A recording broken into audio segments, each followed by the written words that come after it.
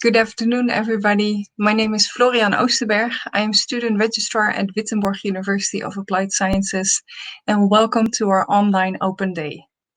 I'm very excited. This is our very first virtual online open day, and I'm so happy that I have two of my colleagues joining us today. I have Ashen from admissions and Yenti from external relations joining us. But also, very importantly, we have three student representatives joining us. Two bachelor students, Alexander and Allegra, who are studying their bachelor in economics and marketing. And Visayo, who is studying at our Amsterdam campus, our MBA program. Very glad that you guys could join us today and share your experiences with us as well. Now, during this event, there will be plenty of opportunity to ask questions as well. This event will have different parts. So I will cover the general part and some of our campus information. Then my colleague Yenti will take over with information about the programs, career opportunities. And finally, Ashen will give more information about admissions and fees as well. So if you have any questions to me or to Yenti, Ashen, or our student representatives, feel free to put your question in the chat box on the side, which I see that you guys are already very experienced in using, so that's fantastic. We will make sure that during this event, there are plenty of opportunity in which we take a moment to look at your questions and answer them as well. Yeah, so feel free to ask any questions. Before I start with the general information about Wittenborg, at this moment we're in very strange times with COVID-19. Wittenborg has switched very quickly to online delivery of its programs, which are normally fully on campus.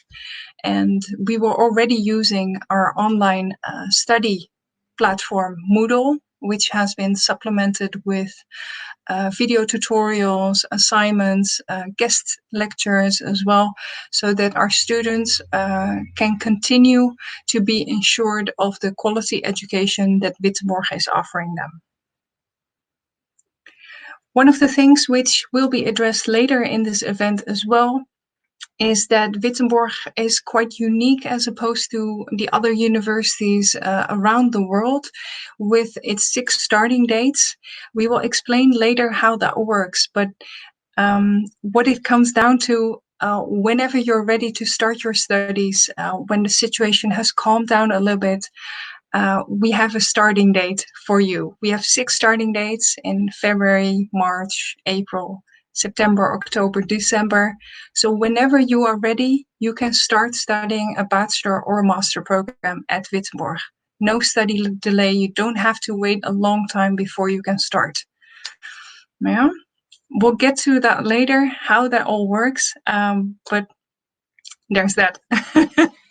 All right. I've covered this slide already.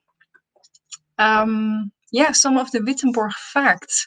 Some of you might be in contact with some of our colleagues from admissions and sales already, as some of you might not.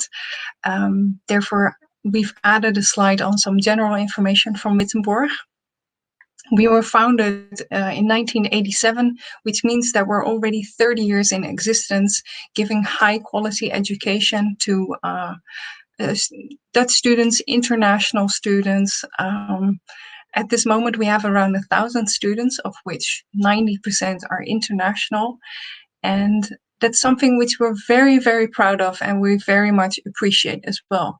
Because while we teach business and management programs, it's always from an international aspect. And we believe that you cannot teach international business and international management without having the international experience as well. So the international classroom, teachers from different cultures, different backgrounds, giving their experiences on their own businesses in their home country or how they've experienced living here in the Netherlands. International staff members. It all contributes to the international experience of studying at Wittenborg in the Netherlands. All of our programs are fully taught in English. Even though we're located mainly in the Netherlands, all our programs are in English, so we don't have a set of programs. This is in Dutch, this is only for the Dutch students, and this is for the international students. Regardless of which nationality you have, you're welcome to study any of the programs which we have available. Earlier, I mentioned that we have around 1,000 students. Currently, we have over 100 nationalities at Wittenborg. You can see it from this chart as well. Some of the nationalities are a bit more represented than other nationalities, but we have, for instance, 1 or 2 students from Cuba, a student from Morocco, several students from Spain as well. It's really the international vibe, the international classroom, which really matters when you're studying international business and management. And that's why I'm so happy that I have 3 student representatives who are joining us today. So Visayo, he's studying our MBA program in Amsterdam. He's from Nigeria. Allegra is from Italy, and Alexander is from Georgia as well. Now, earlier, I mentioned that we offer high quality education in the Netherlands.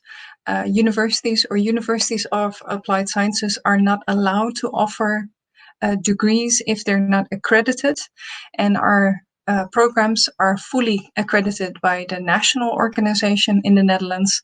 But because of the international aspect as well, we have chosen to double accredit our bachelor and master programs.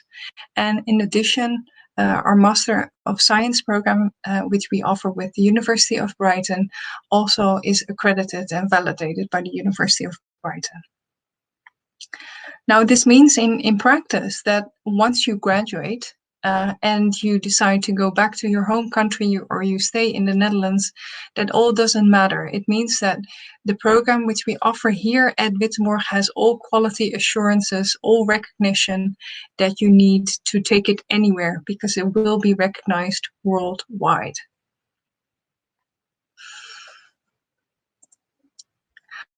We have currently in the Netherlands, we have 3 locations.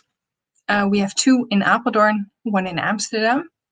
And together with our partners abroad, we offer our programs in Munich, together with New European College, and in Vienna, together with ITM College. These are places where our programs are offered by our external partners. So if you have any questions about studying at those campuses, our colleagues from New European College and ITM would be happy to help you with that. Now, if we look at the individual campuses, our main campus is in Apeldoorn. We have 2 buildings which are on sides of the railway station. If you don't know Apeldoorn, which is very much possible, Apeldoorn is a very clean and green city, and yeah, we're very close to the train station. Allegra, you live yourself in Apeldoorn. Can you share some of your experiences of living in Apeldoorn? Oh, wait, we can't hear you yet, Allegra. Allegra, I don't think we can hear you yet. Can you switch your microphone on and off, please?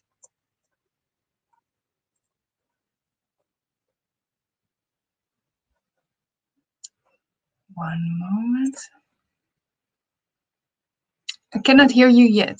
Let me just try this again.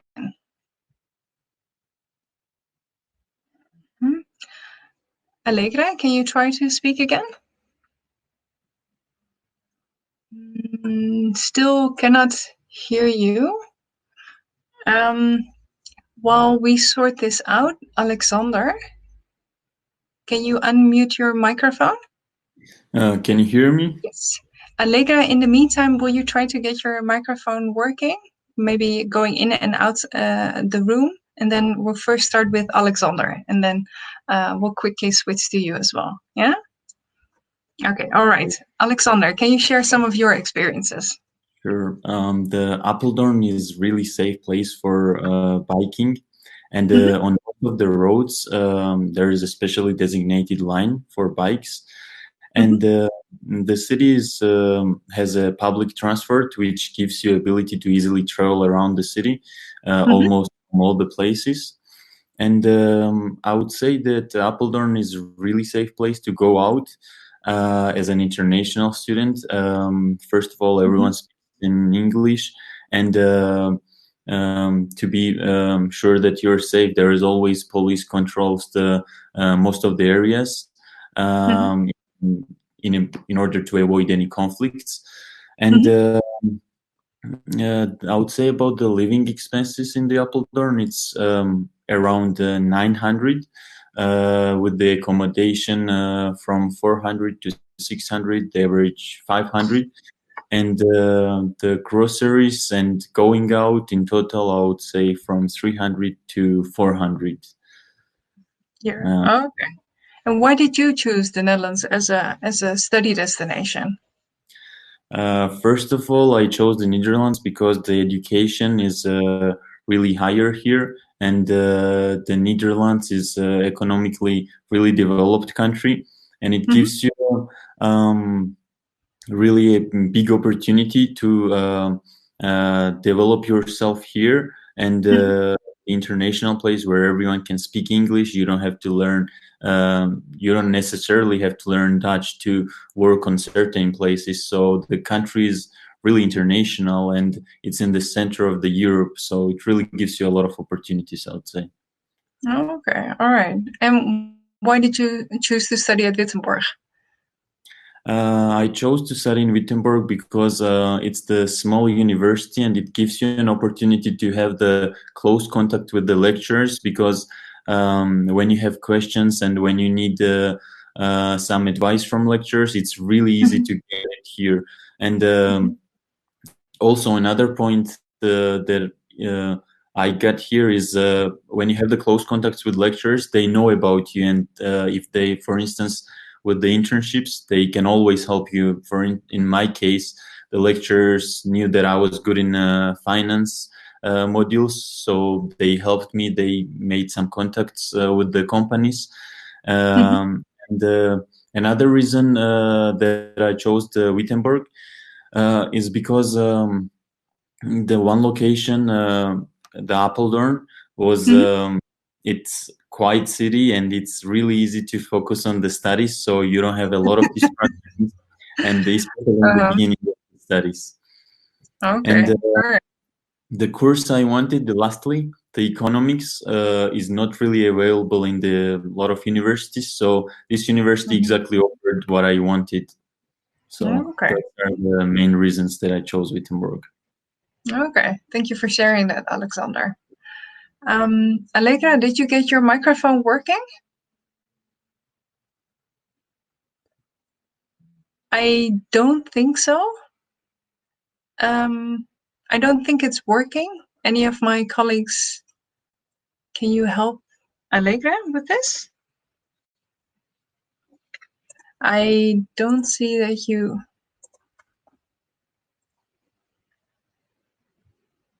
I don't think it's working, Allegra. No, I can see your picture perfectly clear, but I don't think the microphone is working. Yeah, it's quite all right. Let's get back to you in a little bit because you will share your experiences about the programs and everything as well.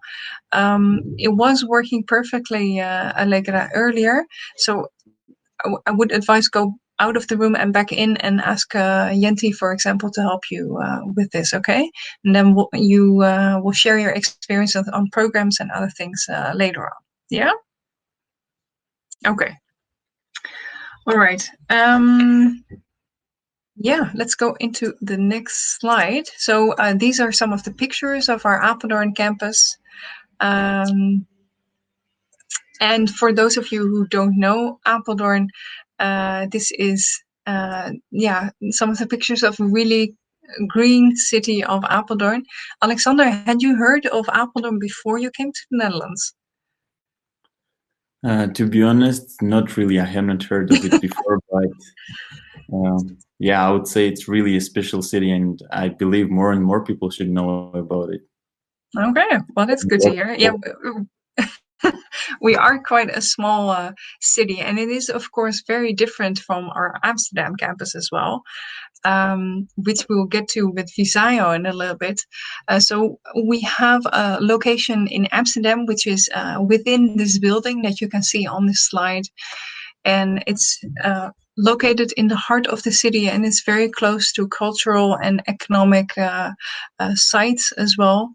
We offer our Bachelor in Entrepreneurship and its specializations, along with several of the MBA programs as well. As for the Apeldoorn campus as well, this campus is also very close to public transport. So wherever you want to travel to, it's very convenient. Visayo, can you share some of your experiences? You have chosen to study MBA in Amsterdam. You could have done an MBA in Apeldoorn as well. What are your experiences with our Amsterdam campus and living in Amsterdam? Okay. Hello, everyone. Thank you for the floor, Florine. For me, I chose Amsterdam, or I find Amsterdam more suitable to me because, like Florine said, it's at the center of the business district, and I'm doing an MBA in finance. So, of course, whatever I'm learning, it Mm-hmm. will be more suitable to have the opportunities to practice it or test them out. And that's one thing living in Amsterdam has given me. And for the campus, I really like the campus because it's 5 minutes from my student apartment and another 5 to 7 minutes from the metro station or from the train station. And also, very close to the Amsterdam campus is the Ajax Stadium. And Okay. Yeah. yeah, and sometimes after If you're a football classes, fanatic. yes, a Yeah. little bit. After classes, at times there are Mhm. restaurant close to the stadium or the arena that my colleagues and we did go have a drink before calling it a day. Mhm. And unlike Apeldoorn, that have the benefit of having rooms as low as 400 euros a month, in Amsterdam you will have to budget say 600 minimum for a Mm. studio apartment. And Okay. for expenses, depending on how you eat, or depending on your lifestyle, you want to budget say 50 euros a week and, and above. That's my recommendation for any Mm. Amsterdam campus one of Mhm. student. Yeah. Okay. Yeah, of course. Yeah, it's sometimes difficult to say how much people will spend on their living Yeah. expenses, both in Apeldoorn as well as in Amsterdam as well, because um, it very much depends on your personal situation, of course, because you can Sure. eat very luxurious, you can eat out a lot. In the Netherlands, eating outside is quite expensive as compared Sure. to some of the Asian countries, for example. But on the other hand, groceries and living expenses do not need to be that expensive. But yeah, it is. Yeah, the on average, we calculate and we advise students that you need around 11,000 euros, so around 900 euro a month for your living expenses on average. Yeah. All right. Yeah, so we had some questions, some pictures on the Amsterdam campus. Thank you for your experience sharing, Visayo. I'm sure many people, when they think about Amsterdam, they already have a certain picture in their mind. Here are some pictures as well of Amsterdam. And before we continue to the next part, which is programs and career development, student experiences on the programs, I would like to switch to one of our videos.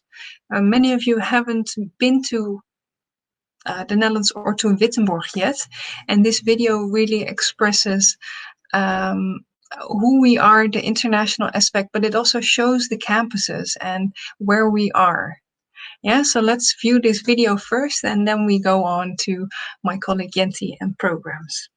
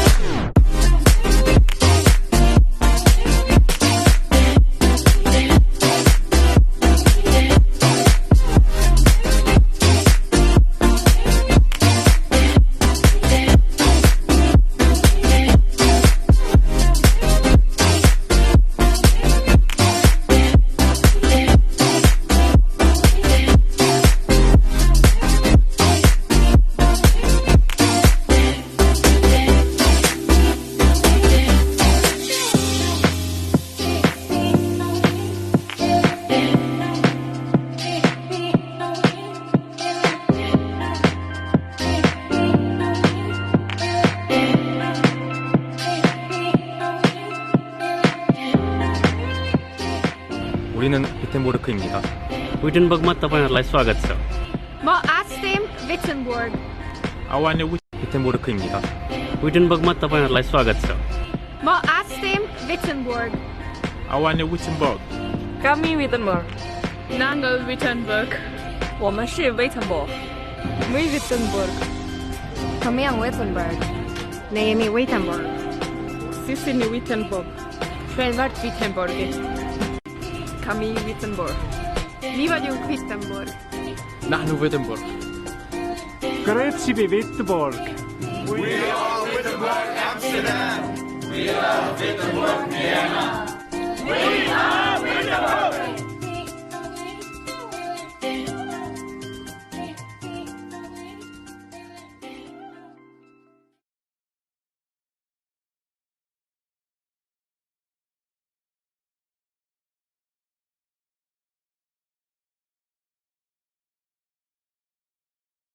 Lauren, you're muted. Thank you very much, Pisayo. I realized that we have quite a lot of questions in the chat as well, so let's see how much we can cover as of the topics which I have discussed, and let's see what can be addressed by Jenti as well. So let me go through the questions. So Amanda, for example, is asking, will I be able to work in the Netherlands after the program? Yes. And later in this presentation, we'll give you more information about it, how that works and what that's all about. Keishi, if I'm pronouncing that correctly, does the campus in Amsterdam have a May start date? Yes.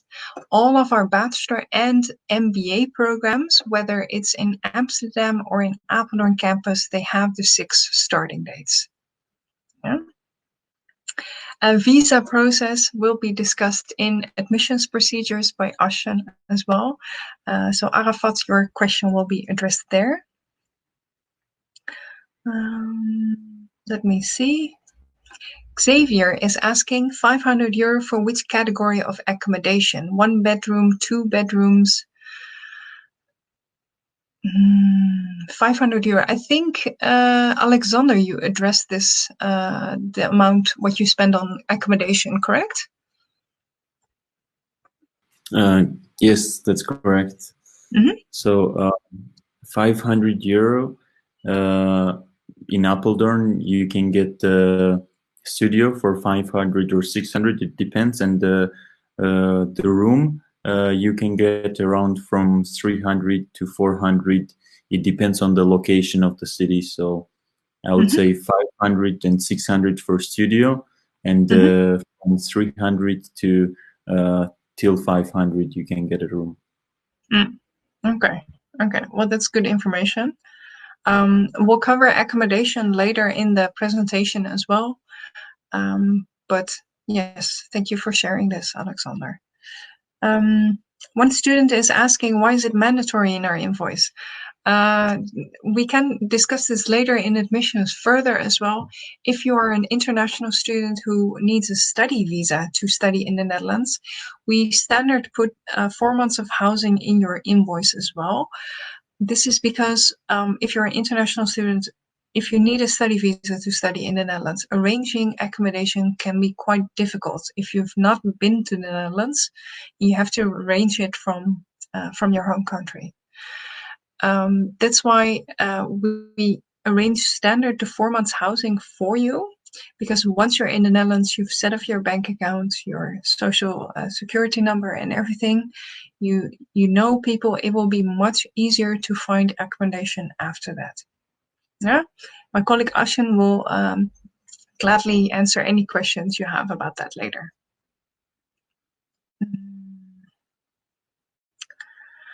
Are there PhD business and management programs offered at your university? Yes, this is in collaboration with the University of Brighton. At this moment, we're finalizing some of the curriculum details, and we hope to have this on our website very soon so that you can start your application for PhD as well. Yes. IELTS indicator will be covered in admissions section. Dutch language class will be covered by Jenti as well. Do we have any pictures of Apeldoorn's on-campus accommodation? I don't have it within this presentation, but feel free to send us a message to admission@wittenborg.eu, and we will share some pictures with you of the accommodation.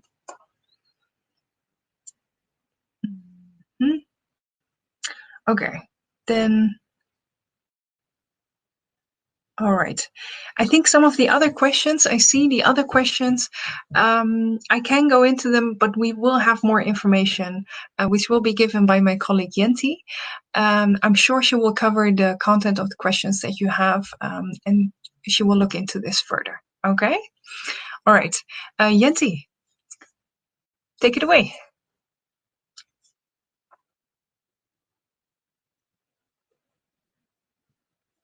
Hi, can you guys hear me?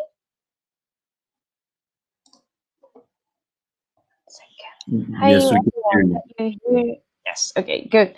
Hi, everyone. My name is Yanti Setiawan, and I'm the admission manager at Wittenborg. So today I'm going to give you more information about the next session. So it's about the programs. I'm going to explain. I will give you brief information about our bachelor and also master program. I'll also cover some of your questions. I see a few questions related to programs already. So I'm just gonna go through the slides as well. And these three amazing students will also join us through this section. So I'm gonna give them some question as well related to the program so they can share their experience. And again, if you have any question, feel free to put it in the chat box. I'll try to discuss it in the end of this section. Yeah? Okay. So in this slide, you can see all of our undergraduate program. So it is divided into 4 different pathways. As you can see that we have the first one is the IBA, HBA, MCI, and EBA. And if you would like, after your first year, it is still possible to change your specialization within the same pathway. So just for an example, you first apply for the event management, and then after 1 year, you think that, I think hotel and hospitality and services management is better for me. So before you start your second year, you can still change your specialization, but it has to be within the same pathway. And another important things that needs to be underlined is also that we offer the possibility for the double degree program as well, but it is only for the hospitality management and also for entrepreneurship and small business. So for the double degree, if you choose to do the double degree, there is no additional fee, there is no additional study duration as well. So it is the same, it's 3 years. The only thing that you need to keep in mind that in the end of your final phase, you need to write 2 different theses, a final project. So you can do one project, but you need to write it into following 2 different guidelines. So the first one is Wittenborg guideline, and then the second one is from University of Brighton, because we offer this double degree program with University of Brighton. But if you want to do single degree, it's also fine. You don't have to decide it in the beginning. You can decide it along your study as well. I'm going to move on to the next slide. I hope it's clear. Okay, so our bachelor program, it is actually a 4 years program, but we offer the possibility for the fast track study. The study duration is really depends on your study performance. So it is not 3 or 4 years, but it's 3 to 4 years. So it can be 3 years and 3 months or 3.5 years. Really depends on your study pace. And for each bachelor program, we divide it into 3 different phases. So phase 1, phase 2, and phase 3. So first phase is always the foundation of the business. So you have introduction to marketing, introduction to finance, and other like the basic business modules. And then start from the second year, you start specializing. And then third year, you start preparing for your internship and your graduation assignment as well. So here it's mentioned that internship is guaranteed. Special for HBA students, you have 2 times of internship, while other bachelor students only have 1 time of internship. Maybe I'm gonna ask Allegra, can you maybe give more information? What's this 2 type of internship for HBA students?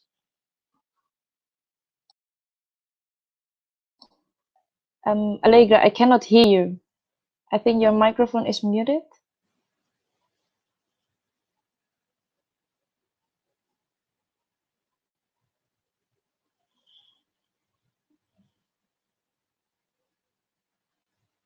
Oh, I still cannot hear Allegra. Maybe it's better if you log off first and then log in again. Yeah? No. Okay, so I'll just help to explain. So as I mentioned, for the CIBA, EBA, and MCI students, you only have one-time internship on your final phase, work placement we call it. And then especially for the hospitality students, you have two-time internship. The first one is in company training on your second phase or second year.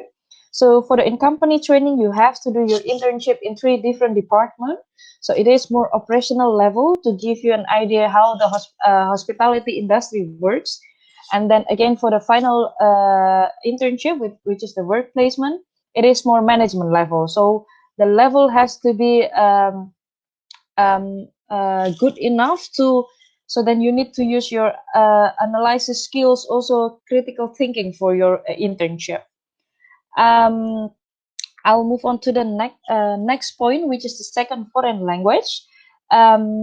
So for all bachelor students, it is compulsory to choose one of the second foreign language. We offer a Dutch, Spanish, French, German, and also Chinese. I'm gonna ask Alexandre, which language do you choose, Alexandre? Can you maybe share a little bit of your experience? Oh, I cannot hear you, Alexandre. Okay, can you hear me now? Yes, clear. Okay, so I learned German as a second language, and learning the second language is not only about the reading and writing. Here we also studied speaking and listening. So class is really interactive, and it really encourages you to have for instance, the presentations, conversations with the fellow students in a class. And all this experience, I would say, gives you a really big confidence, so that you're able to, after that, express yourself, make conversations outside the class. And for the exams, also in the exams, there is included the 4 parts: listening, speaking, reading, and writing. And in the beginner classes, you study the introducing yourself, the most basics, the words you need for the conversations, and the intermediate helps you to go more in depth and talk about different topics, and the advanced course lets you to express yourself freely and use the language in a way better way to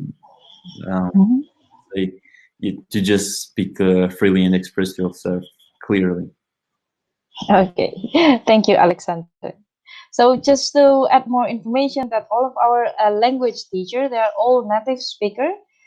So it is not only about writing, listening, and reading, but you also will have a specific time to practice your speaking as well. Also, speaking will be included on your exam as well. And for the next point, it's about the final year. So for all our bachelor specialization, we also have, we call it a top-up program. So top-up is basically the final year of our bachelor program. So all top-up is available on this all specialization, which I mentioned earlier. So if you, for example, have already a bachelor degree from your home country and you want to have another bachelor degree from the Netherlands, then you can apply directly for the top-up program. It's a 1-year program. Or for example, if you already have a diploma in higher education, you can also apply for the top-up program directly. Yeah. So the top-up program is basically the final year of our bachelor program. Okay. Yeah. So this is one of the most important points which I want to clearly explain to you as well, that we have a unique block system. So we have 6 possible entry dates, and 6 possible six graduation date per year. So as you might notice already, there are a lot of cancellation of the high school examination or bachelor examination, might be postponed as well by the local government because of this COVID situation. So with this flexibility, you can start later in the year. So if your high school is, for example, postponed in September, you can start with us in October and in December. You probably wonder, will you miss any classes if you start later? Will be explained in the next slide. Yes. So here is the block system. So one block, So one academic year, 1 year, consists of the 8 blocks. So why do we only have 6 starting dates? So block 1, block 2, and block 3 is educational block. So you have classes, there is a starting point as well. But for block 4 and block 8 is only for the retake exams. So just in case you failed any of the exam in the previous block, you can redo the exams again in the block 4 and also block 8. That's why the starting date is only possible for block 1, block 2, block 3, and block 5, 6, and 7. Back to my previous question about if you start block 2 or block 3, will you miss any classes? I'm going to ask Alexandre. I think, Alexandre, you start, which block did you start, and how do you cope with this block system? Do you miss any classes? Okay, I started in a block 5 in February, and it does not mean that I miss any modules from block 1, 2, and 3. And all these modules are structured in a way so that they are independent from each other. So it means that you don't have to do the previous block modules in order to understand the current ones. So in my case, I caught up from September with the next academic year and did the 3 blocks. So I finished my first year in February again. So also every student has a process tutor who helps you with any problems and confusions concerning with the studies. So it's really helpful. They're really helpful, and they're always there to assist you in any problem. Okay, thank you, Alexandre, for the explanation. So as Alexander has mentioned, when you start studying, during your introduction day, we'll inform you who is your process tutor. So in case you have any confusion or difficulty about planning your study because of this block system, you can always discuss it with your process tutor. But don't worry, even if you start in December or if you start in May, you will not miss any classes. Because if you start in December, your first academic year will also finish in December. So you will catch up the module you missed in the September next year. And also in the next block, it is in here in the bottom of the presentation. It's the explanation of each block. So each block consists of 2 lessons week, and then you have a project week, which will be explained later, and then another lessons week, and then you have exam week. So this is how the block system works. I think this is the unique one. I think we are the only one using the block system at the moment. So I can understand that might be a little bit confusing for you, but don't worry too much. If you have any question, you can always contact us later on we can explain you the block system more later. I see Allegra is back. Allegra, can you try your microphone now? Oh, still doesn't work, Allegra, unfortunately. No, it's okay. It's okay. Well, here it's mentioned about the assessment week. Maybe it's a good idea to share a little bit about the exam rules as well, because we have a little bit different exam rules than other university in the Netherlands. Maybe I should ask Alexandre, can you share a little bit about the exam regulation for the bachelor students? Yes. So in order to able to write the exam, you need to attend the 80% of the classes, and the passing grade is 5.5. So if you fail the exam and have below than 4 the grade, you have to attend the classes again, the 80% at least.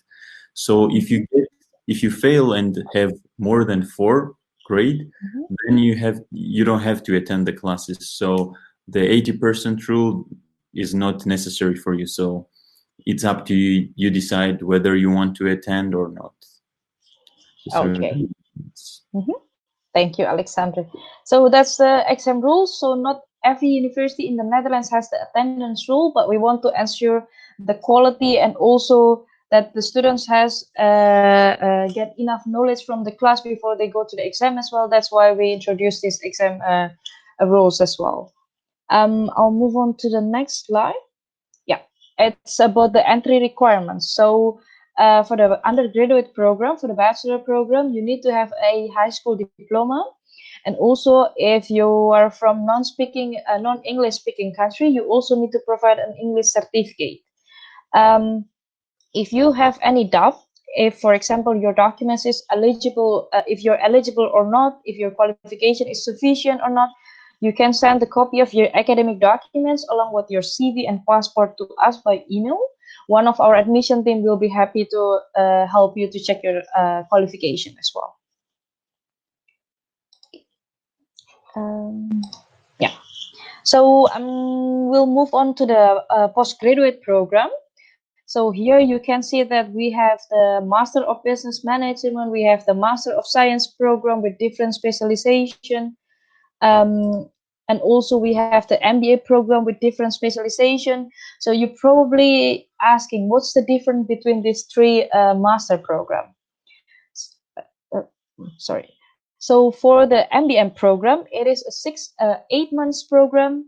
So the MBM program is for you who doesn't have more than 3 years of working experience. So it is more for the fresh graduate. It's the same for the MSc. MSc is a little bit shorter, 12 months. It's also suitable for fresh graduate. So what's the difference between MBM and MSc if both is for the fresh graduates? So for the MBM program, Master of Business Management program, for the first semester, you have the some of the modules for the business foundation.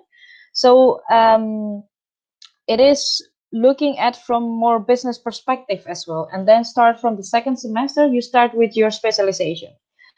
But for the MSc program, you start the program directly for your with the specialized modules. So with the MBM, the first semester you will get a business, the basic business program, but and then second semester you start specializing. But for the MSc program, you start directly with the specialized modules, and that's why the MBM is 6 months longer than the MSc. And another important point to remember is that the MSc program we offer it together with University of Brighton. So once you graduated, you will have a Master of Science degree from University of Brighton and postgraduate diploma from us. So the Master of Science program is delivered together with the University of Brighton. That's why in the end you receive a certificate from both institutions. And then for the MBA program, so MBA is for you who has at least 3 years of working experience after you graduated from your bachelor program. So the MBA program is also 18 months program. It is your case assignment will be more management level. So when you have a case study, we will expect you to have analytical thinking from helicopter view. That's why for this program, you really need to have at least 3 years of professional working experience. Visayo is at the moment doing an MBA Finance in Amsterdam Campus. Visayo, maybe you want to share a little bit of your experience about this program, a little bit more information about the program.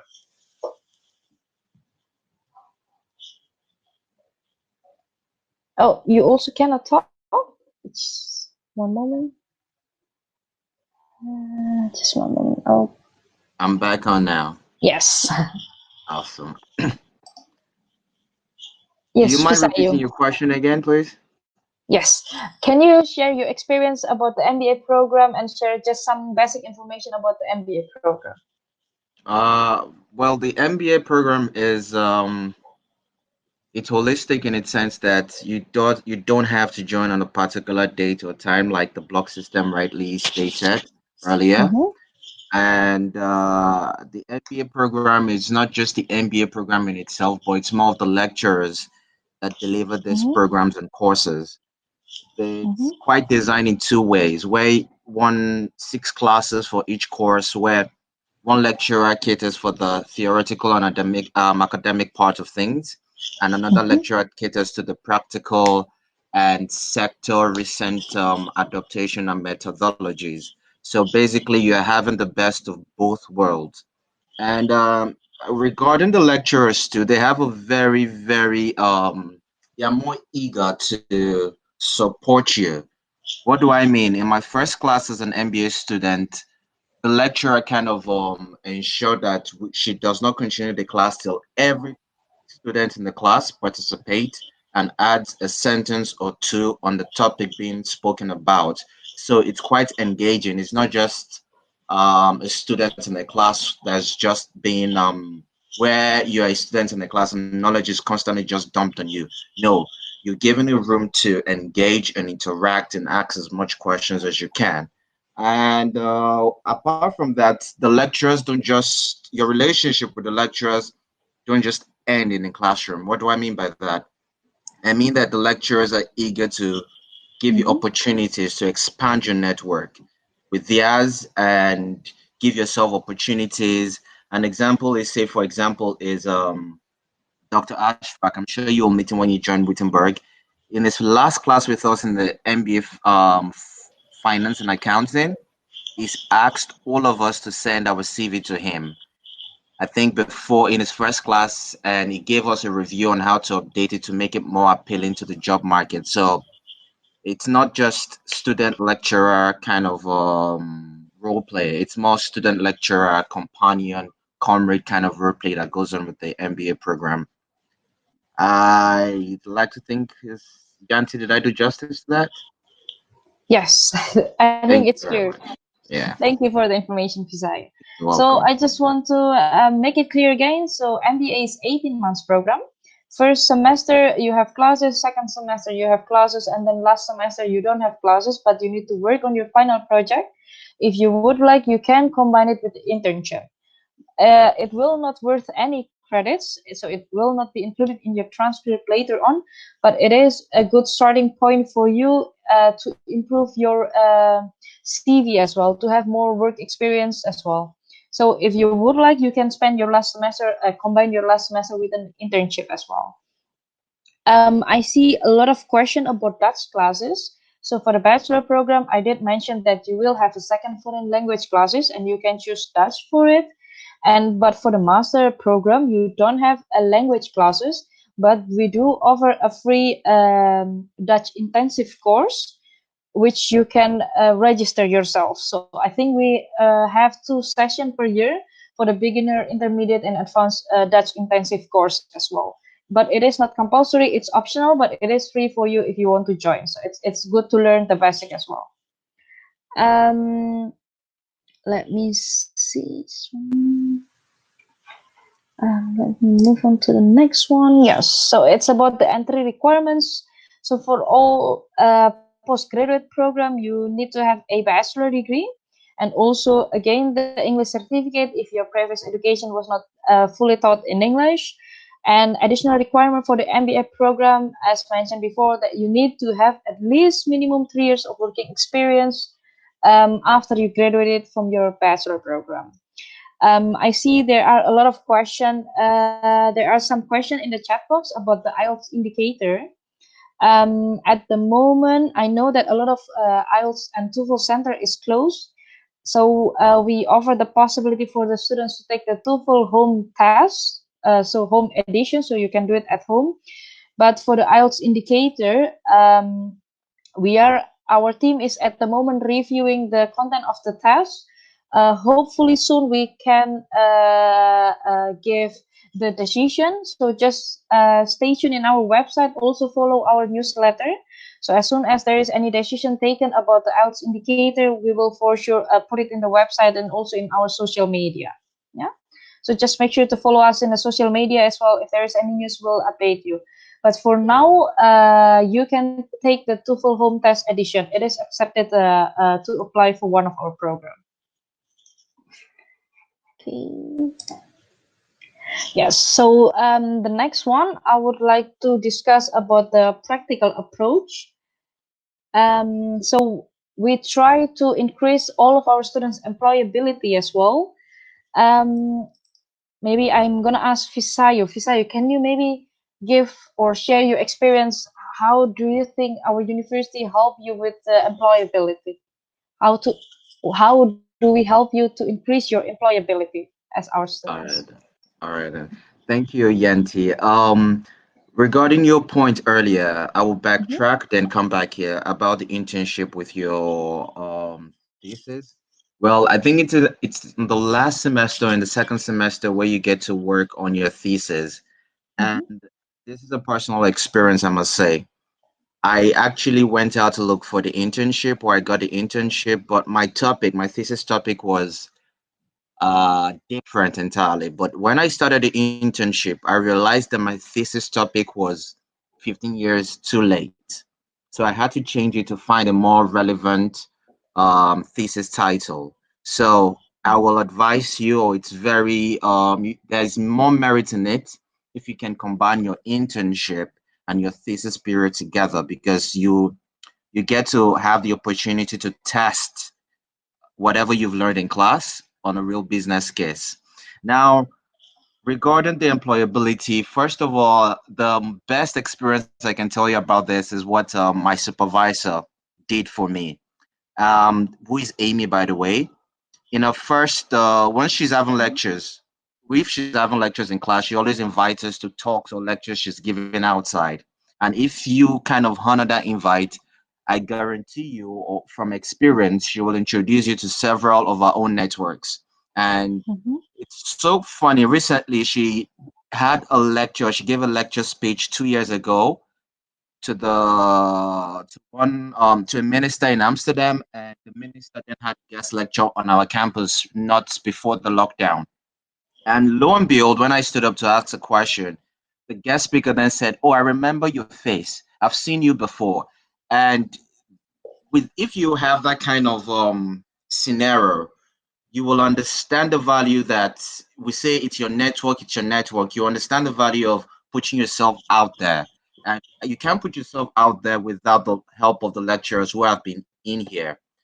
But most importantly, what I would like to end my this question with is that in Wittenberg, you are given an opportunity, you're given several opportunities to participate and engage in the school activities.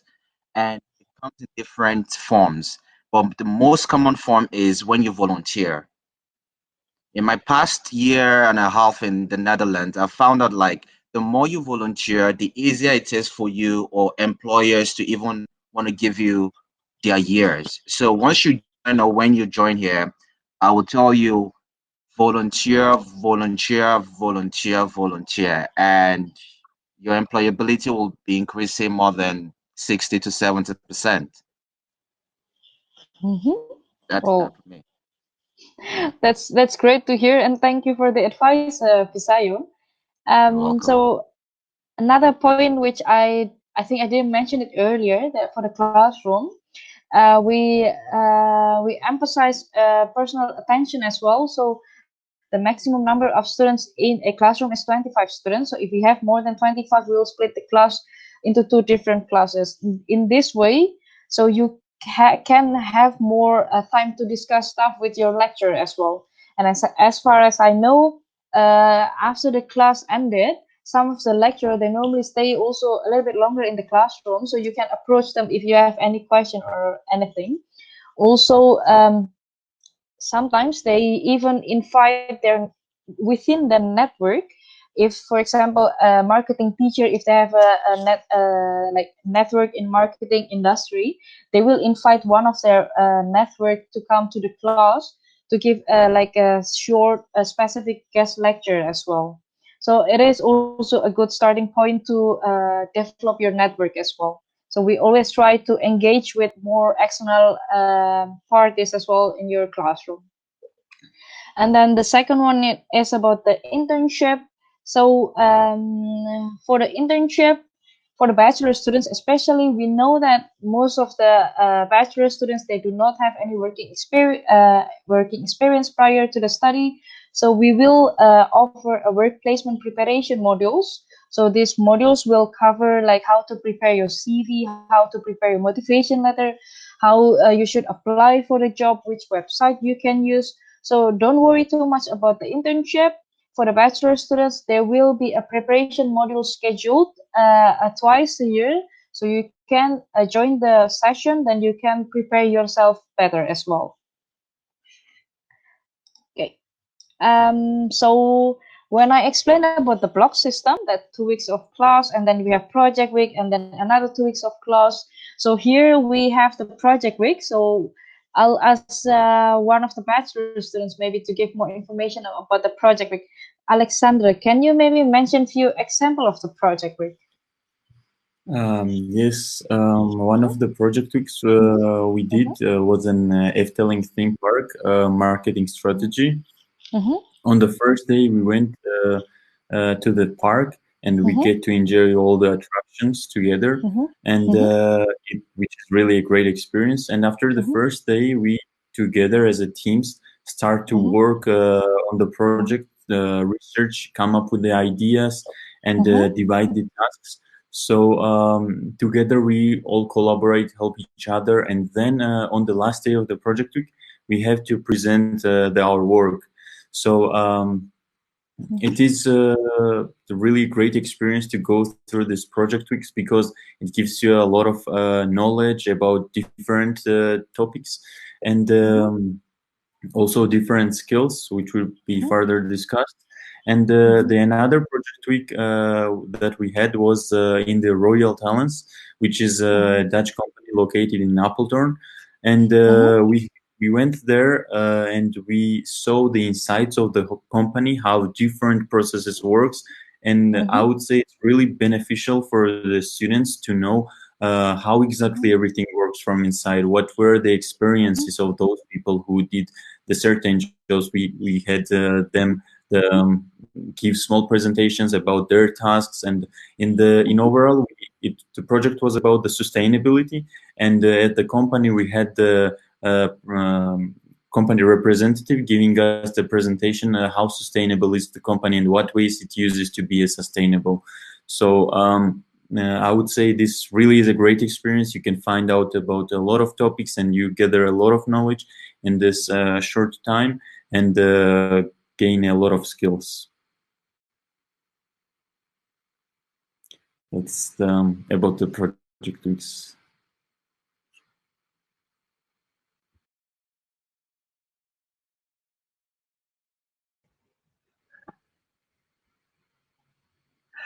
Yanti, are you back? I think Yanti is temporarily out. Yanti, are you back? Yes. Oh, okay. I'll switch off my camera and everything again. Yeah. Can you see me, guys, again? There was a little bit of a technical problem during the presentation. Yes, so thank you, Alexander, for the information about the project week. So with the project week, we'll always try to mix it between big company and small company. So then you have more insight as well, because you never know which company you will work in the future. So we always try to mix also with different sector as well. So even if you do economics and management pathway, it might be possible that the project week this time is about the marketing or about the human resource. So we always try to have always a new topic for every project week. So for the MBA students, you will also have a project week. So project week is for bachelor and master students, not only for bachelor. Allegra, can you try to, is your microphone works now? No, still doesn't work. I cannot hear. I'm sorry. Again. Yes? Florian, I'm gonna try to make you attendee. I think we have too many presenters. Yeah. So let's try this in a little bit. I'll make you an attendee. Allegra, can you try to speak? Allegra? Allegra, can you hear me? Yes, you can hear me, but I cannot hear you. No, I don't think this is working, Allegra. Oh, I'm so sorry. I'm so sorry. You're joining us in spirit. All right. Sorry, Yanti. I've made you presenter again. You can take it back. Yes. Thank you. Well, guys, I'm back again for the second time. So back about the project week. So Alexandra has given us a little bit information about the project week for bachelor students. Maybe Fisayo, if you can share one, maybe just one example about MBA project week.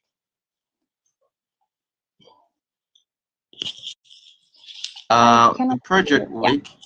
Yeah. For the project week, one thing I can guarantee is it builds your adaptability and gives you an international perspective in managing people. What I mean by that is if you're in class, you talk to your colleagues or your classmates, it's a different ball game when your fates are tied together on a project week, because if the project doesn't go well and you fail, you all fail. And if it passes, you all pass. So it forces you to build on your emotional intelligence, forces you to work with people from other cultures from yourself, and actually helps you to put in practice one of the courses you'll be taking, which is international management. So that way it gives you a chance to balance out not just the work, but also working with your peers and your communication as other soft skills. We had a project with GoCase, which is a global company, but is founded here in the Netherlands, and it kind of gave me what it feels to be working as a consultant in a swim or die kind of business scenario. And I must tell you that experience alone changed my perspective of every business issue or problem I kind of encounter in the future. Yeah. Well, thank you, Fisayo. So for bachelor students, it is a good starting point, the project week, to get to know how the company really works in the reality. And for MBA students, even if you already have a work experience, you will always learn something new, because I think every company, they have different working culture as well. And for the project week, you will work in a group. The group will be assigned by the teacher. So we'll try to mix the nationality a little bit as well. So you will also learn to work with people from different background as well.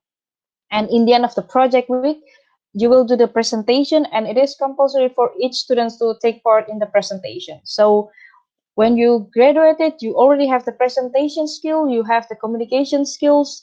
So yeah, we try to prepare you better as well so you can enter the job market as well.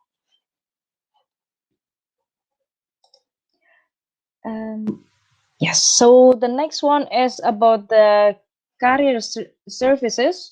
So I'm also part of the external relation department. As I mentioned earlier, that we have the work placement preparation modules for bachelor students. Don't worry too much if you never apply for any job. We'll help you with the basic things like preparing your CV, your motivation letter, how to find a job vacancy as well. And then secondly, we also have a platform. We subscribe in a platform called Hosco, and also we have a Wittenborg Connect. So Hosco is a specific platform for all hospitality related job. And Wittenborg Connect is our platform for students and also alumni. So if we have, or if we know any job vacancy, so we also have some companies that we cooperate with for the internship and also for the work placement, we will always post the vacancy there in the platform. So this platform will help you to find a job, especially for bachelor students.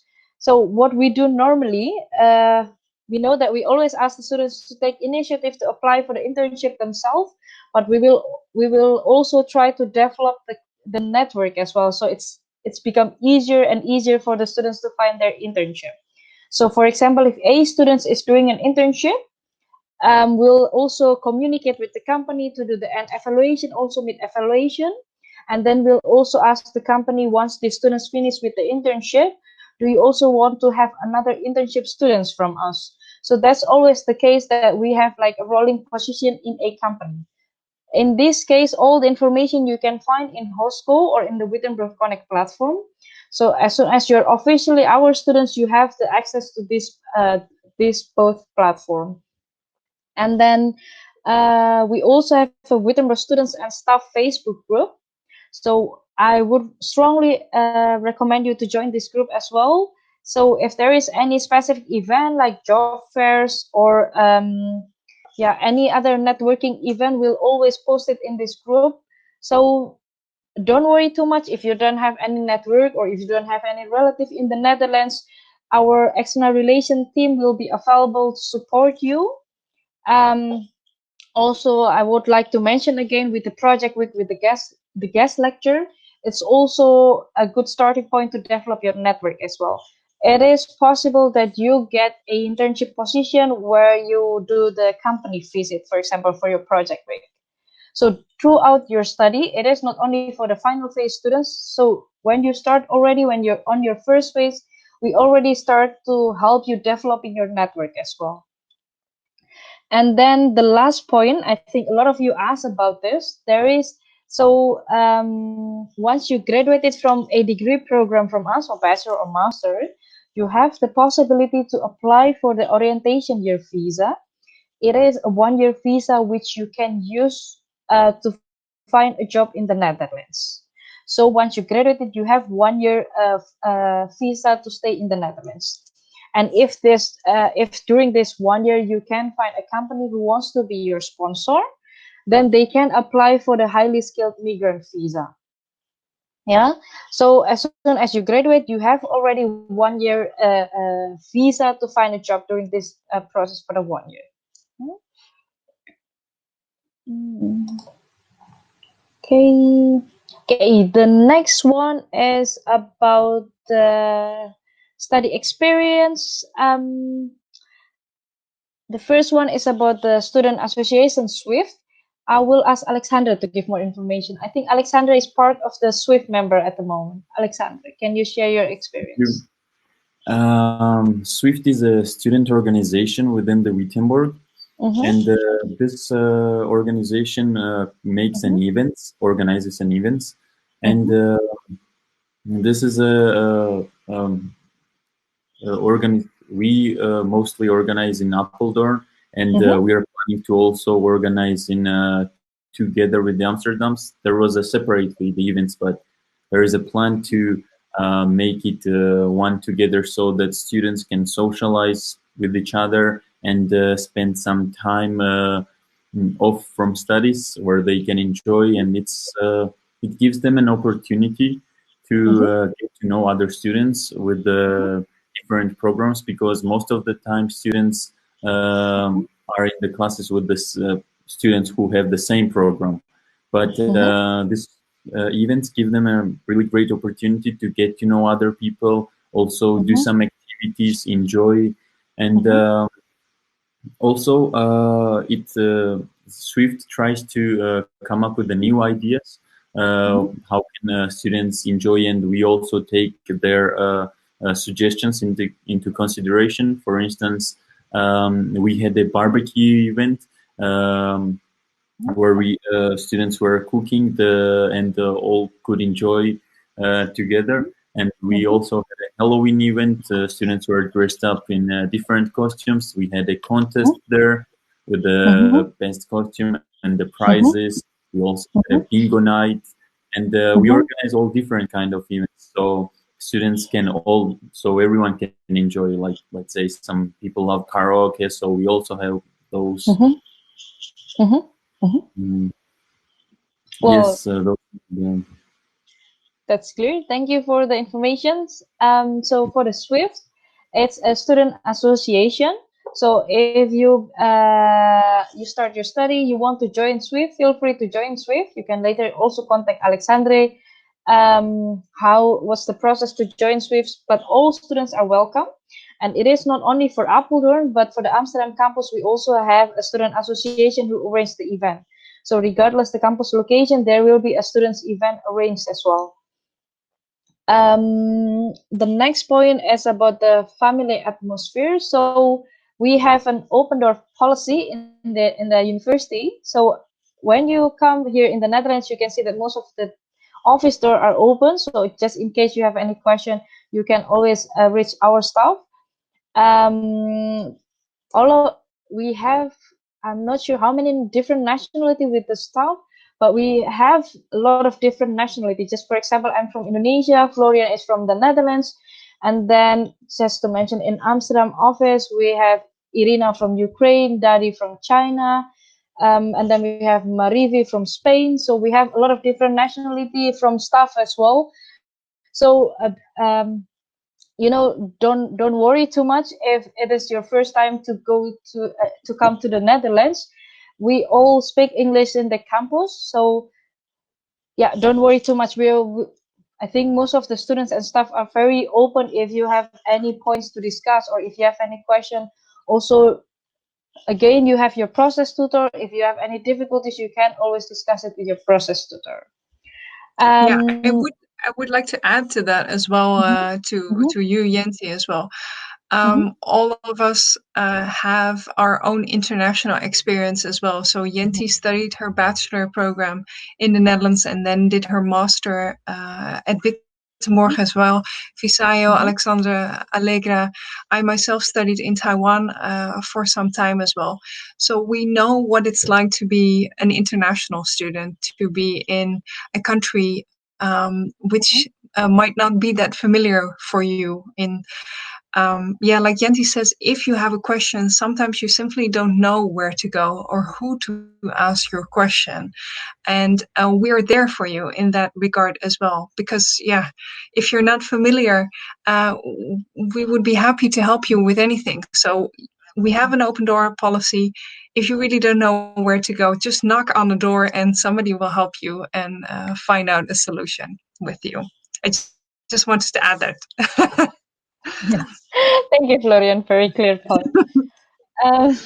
Well, that's from the staff side. So maybe Visayo, can you maybe give a little bit of overview? How many different nationality do you have in your classroom?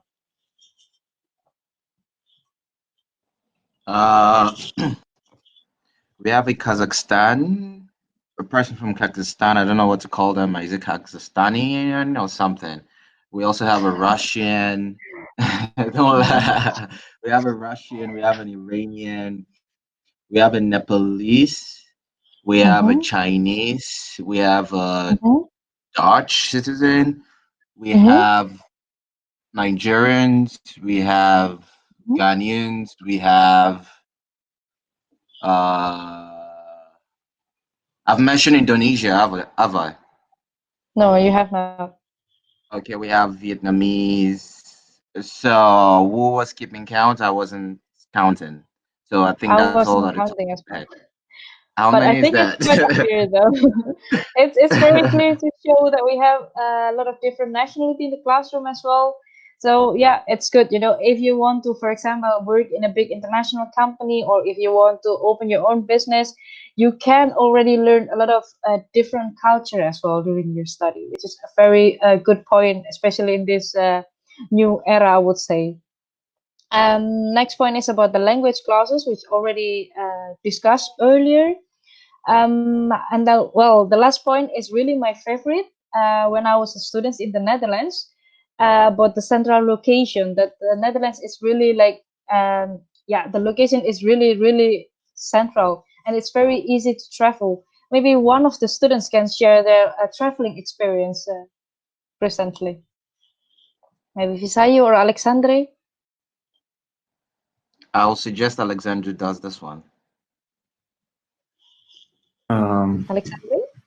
About the traveling experience, I would say that as the Netherlands is in the center of the Europe, it gives you a great opportunity to travel within the Europe. So the Germany, I traveled in Germany, in Cologne, and also in the Italy, and it's really great to be an international student in the Netherlands, because it gives you ability to easily travel around, because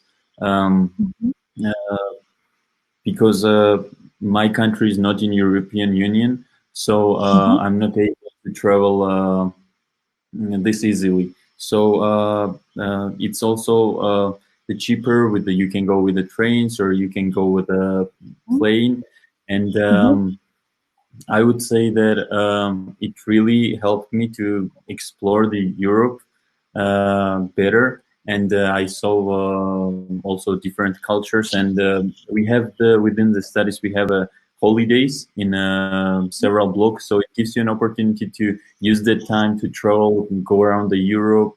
And I would say in total, it's a really great experience to have this opportunity to travel around Europe or even far, I say. Oh, thank you, Alexandre. So I just want to make it clear. So for international students, for non-EU students, once you arrive here, we'll also help you to arrange your residence permit, your study residence permit. And with this residence permit, you can travel to the Schengen countries without any additional paperwork. So you can go to France, or you can go to Germany, or you can go to Italy without any additional visa. And just to give an example, if you want to go to Paris, for example, it only takes 3 hours by train from Amsterdam. So yeah, when we have like a long weekend, you can easily travel to the neighboring country as well. This is one of the most favorite part when I was studying in the Netherlands. Okay. Yes, the next one is about the accommodation. I think I see a lot of question about the accommodation. I think, Alexandre, do you use school accommodation when you first time arrived in the Netherlands? Yes, when I first came in the Netherlands, lived in the student accommodation of Wittenborg. And firstly, I would say it's really a great opportunity to make new friends. And this also helps you to socialize with the environment. There are the students who are also new as you, and you can also always ask other students about the information you need, for instance, the grocery shops or the sport facilities, and the students are always open to help there. And especially one of the big points is that most of the students feel homesick when they arrive to a different country. So having to spend time with other students, it really helps you to get over this easily and enjoy your time and think about like how amazing is this to be a student and not to go back. So also another big point from my experience was that we students together used to study, and it really helps you to understand different students' techniques and their advices, and even concerning if you have any question with the studies, or if you don't know how to do something, you can easily ask other students. They're all, not all, but most of them are already experienced with it, so they can easily help you with those problems. And also, I would say that it is good to live in accommodation because you have time to find a place where you want to move out, because university can provide you a place, so you don't have to in the beginning find some place where you have to stay. So I would say it's a really good place to stay and gives you a great experience. Thank you, Alexandre.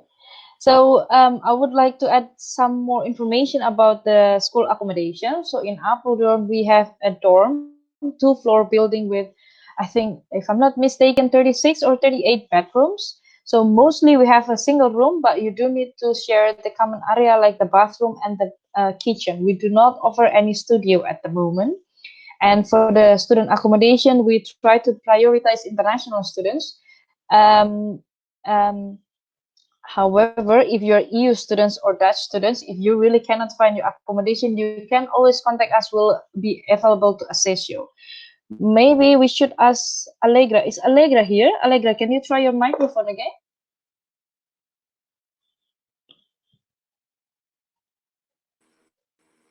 Allegra? Can you hear me? Yes, now I can hear you, Allegra, finally. Thank you. No, don't worry, it's okay. So Allegra is from Italy, so she is EU students. So we normally ask the EU students to try to arrange accommodation themselves. Allegra, can you share how do you arrange your own accommodation? Yes, of course. So first I want to say hi everyone, and sorry for what happened before, but now that it works. So I'm from the Europe. I'm from Italy. So practically, I had to find the accommodation by myself, since the student accommodation it's mainly for international students. What I've done is like connect with the two agencies, which are Wooden and Domica, and then after that, I got accepted in a studio very like close to the university. In fact, every day I have to I walk for like less than 5 minutes, and I arrive directly to the main building.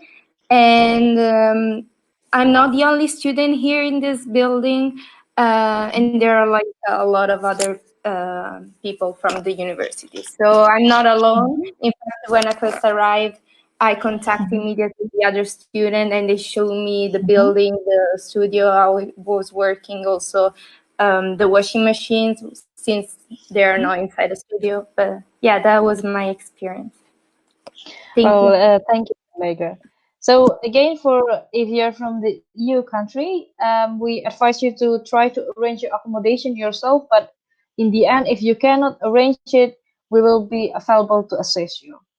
And well, it's interesting part because in Amsterdam we do not have our own accommodation, so you do need to arrange it yourself. But we'll provide you with the list of like housing agency and also students housing organization which you can contact to arrange your accommodation. So I think it's worth it to ask Visayo what's his experience with arranging accommodation in Amsterdam. Visayo. For me, I like to think my accommodation was an outlier in its park, and it's unprecedented because I remember the first day I got to campus on the Tuesday with both my suitcases on campus. I remember the look on the students' faces asking me like, "You don't come to campus with your bags. You ought to have sorted that out before coming." And I don't know how.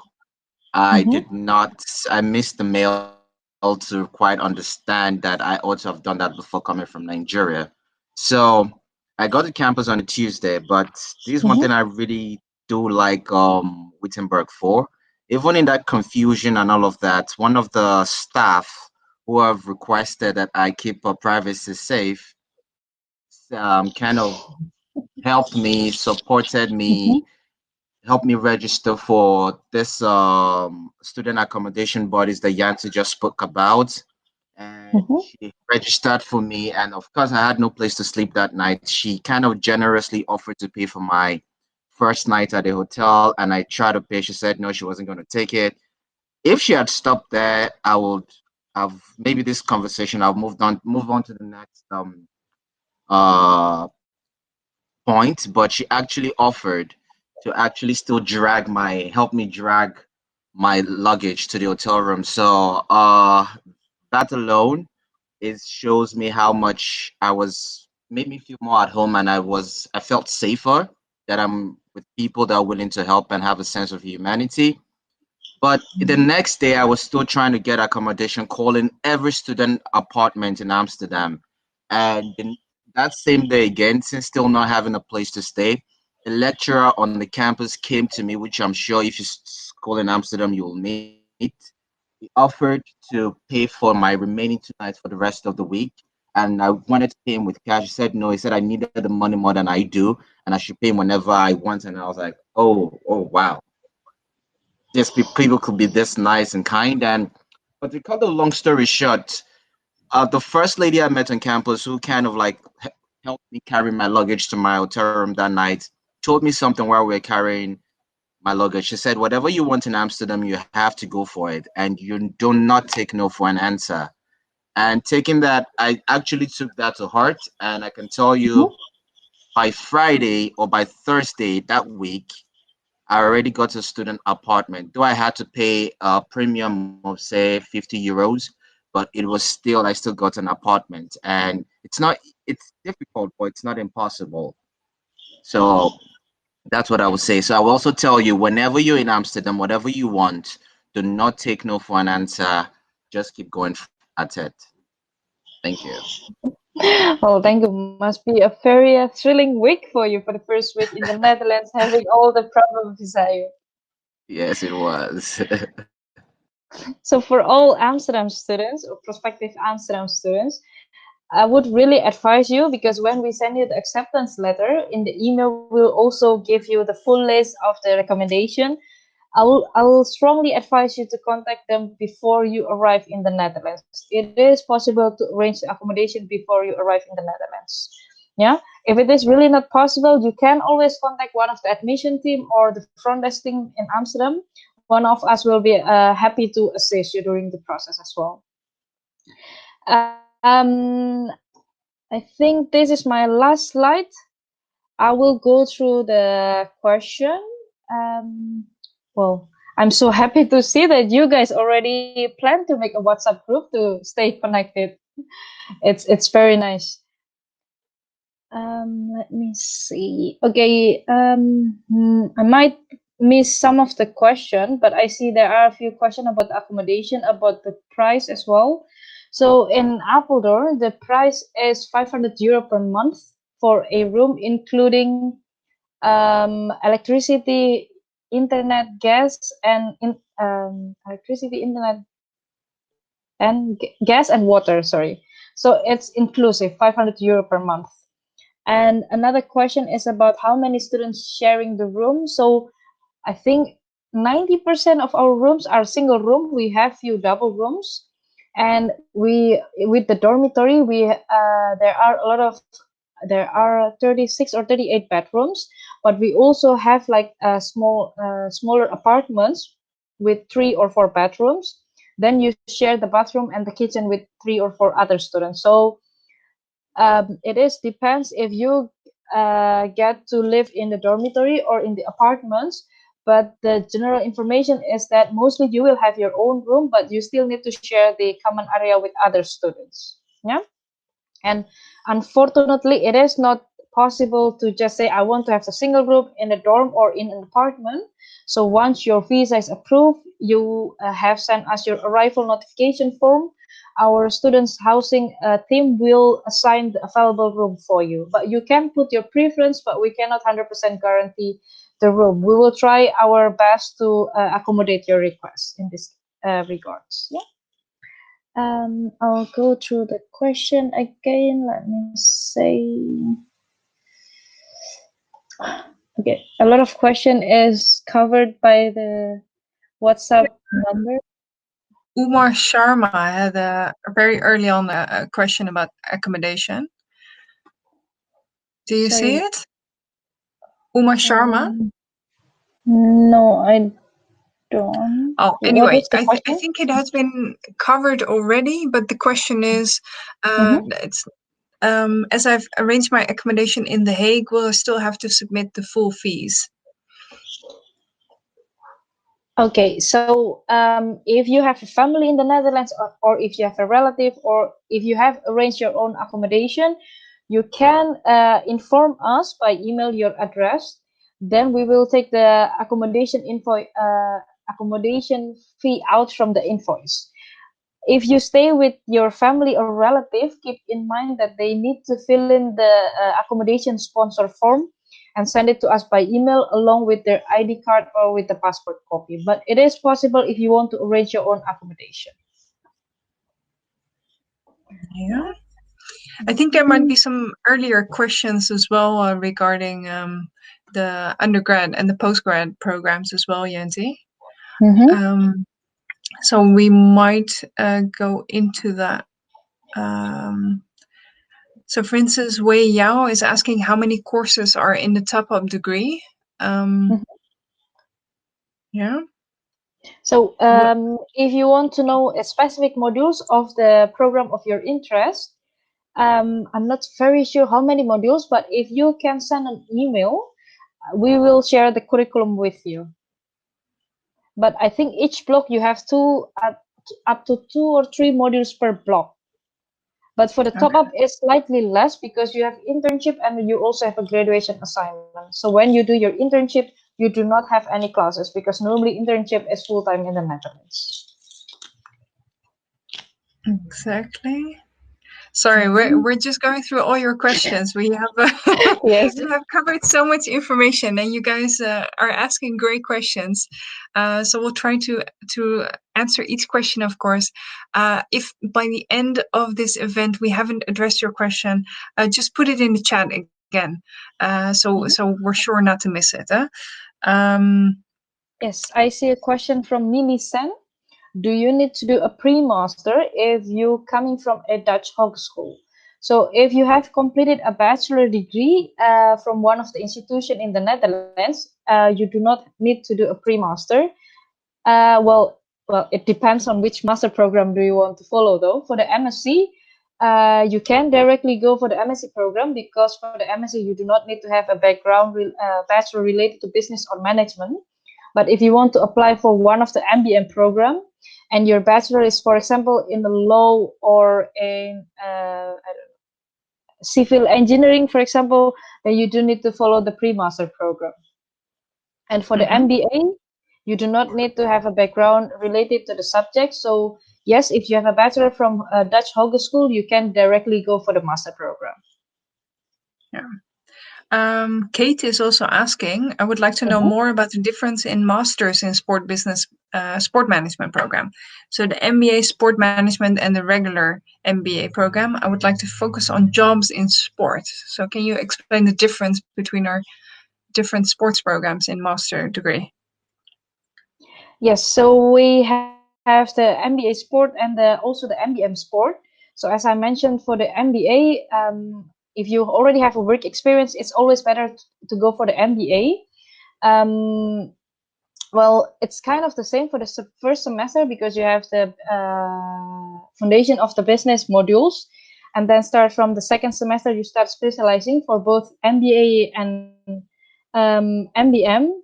But I think if you follow the MBA program, most likely you will have, like in the job market, you will have more like in the management level than the MBM, because mostly for the MBM, like the case study is more suitable also for the fresh graduate than the one who has more work experience. But both will have specialized modules related to sport as well. So it really depends on your situation and what's your preference as well. So I would advise, if you can send the copy of your academic documents and your CV, and then we both maybe can set a phone appointment. So if I have more information about your background, I'll be able to give you more specific advice which program is more suitable for your future study. Kate. Exactly. Yeah. Pedam is asking a question about the fees, how it's going to be paid. Pedam, that will be covered in our next session with admissions and fees. No worries. Henry, regarding your admission, should be restored back to September intake. Henry, from the event, I can't see exactly. I think I know who you are, but I'm not completely sure. So to be sure, please send an email to admission@wittenborg.eu if we need to change anything about your application. Yeah. Amanda's asking for the OTS scholarship. Can I choose when I will start? Ashen, please make sure to cover this question as well. Vicky is asking, I saw it's possible to study the MBM programs part-time. How is that organized? Do you have a question? Sorry, an answer for that, Yenti? Yes, so for MBA and MBM and MSc, it is possible to do part-time if you do not need visa support from us. But if you do need visa support, you can only take the full-time program. Keep in mind that the part-time program, we don't have weekend or evening classes. So you will have still regular classes with other students, but then less frequent. So for example, full-time students, they take 3 modules in a block. Then as a part-time students, depending on your schedule, you can then choose to take 1 modules or 2 modules. So then you finish it in a longer period. So, but the class schedule still will be during the week. So we don't have any evening or weekend classes, but instead for the part-time students, you do less modules in a block. Okay. Kai Alexander is asking, from which economic sectors do the professors come? Very interesting question.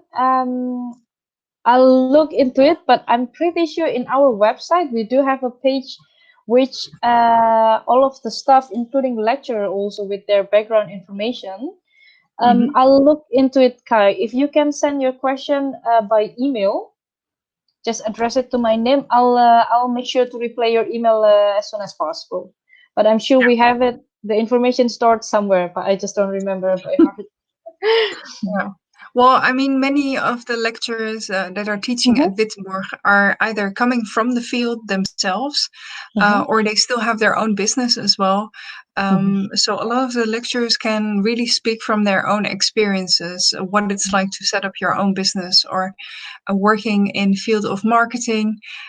We had a German teacher, Alexander Bauer, who was for years working in the marketing part of his company, which was dealing in paper. And Germany is a different working style as well, and he learned it from scratch. So when he was teaching with us, he was really able to convey how marketing in Germany and how this actually works in the job market. So yeah, Jenti will look into it, and there should be a list of our lecturers on the website as well with more information as well. So have a look there as well. There should be some short information about our lecturers.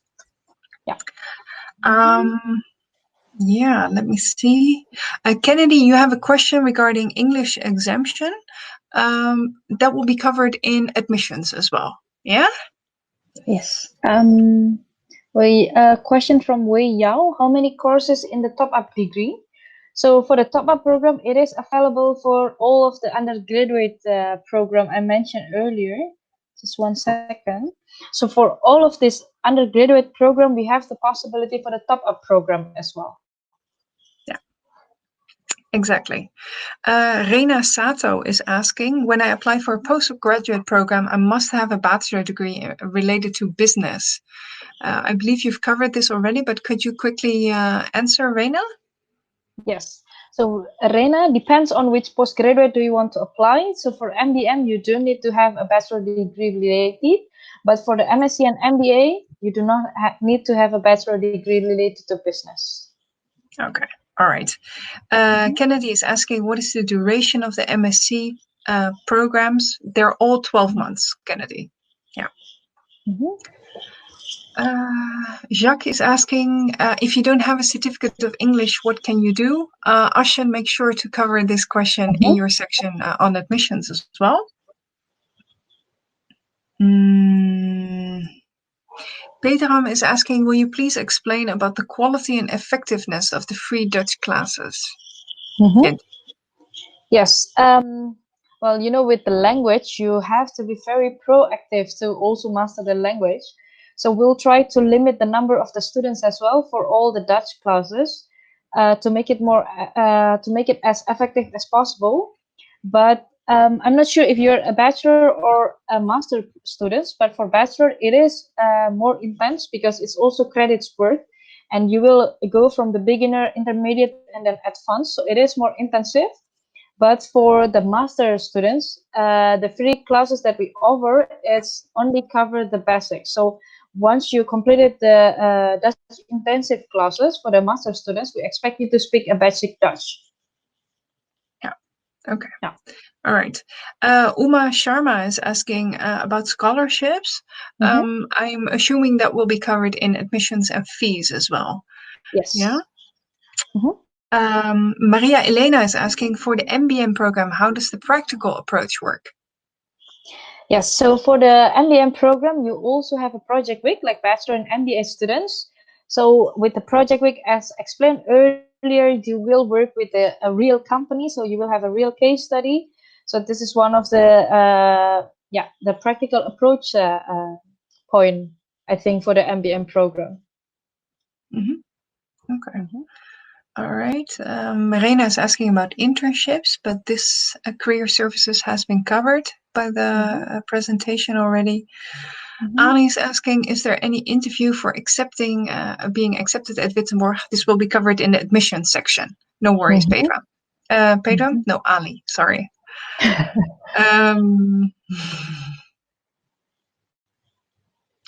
Let me see. Are there any other questions? So I see like Nathan also is asking for more information about the master degree in sport business management. So Nathan, if you can send an email and specify really which master of sport business management are you interested in, like MBA, MBM, or MSc. If you can drop an email, I'll provide you with more information about the modules as well. Mm-hmm.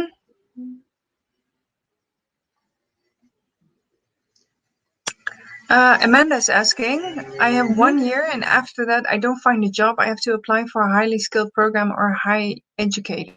That's what Amanda is asking.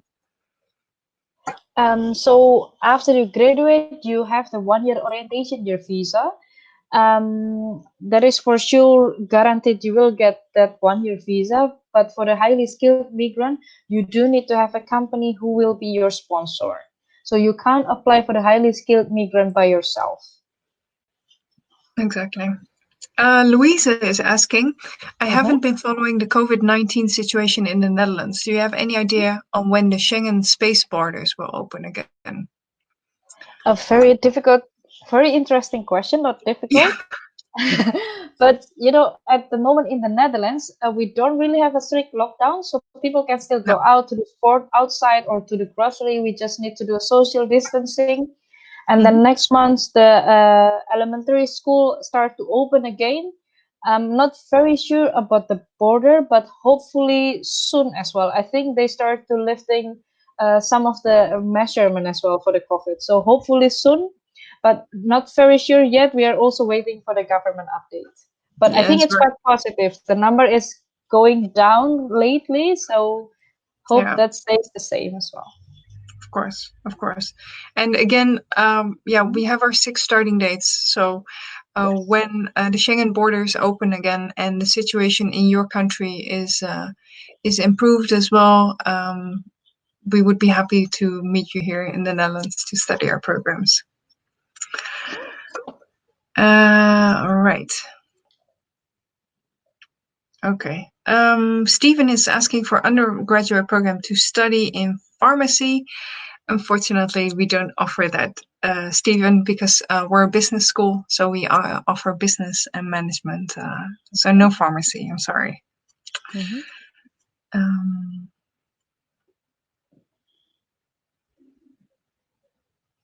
I think Vicky's asking, is there a minimum amount of students that has to be reached for the MBM course to start? If that's not being reached, how does that work?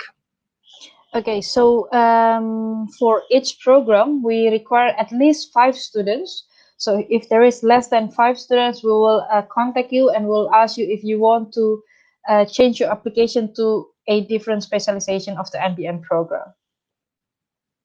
So minimum 5 students required for a program to run. Okay.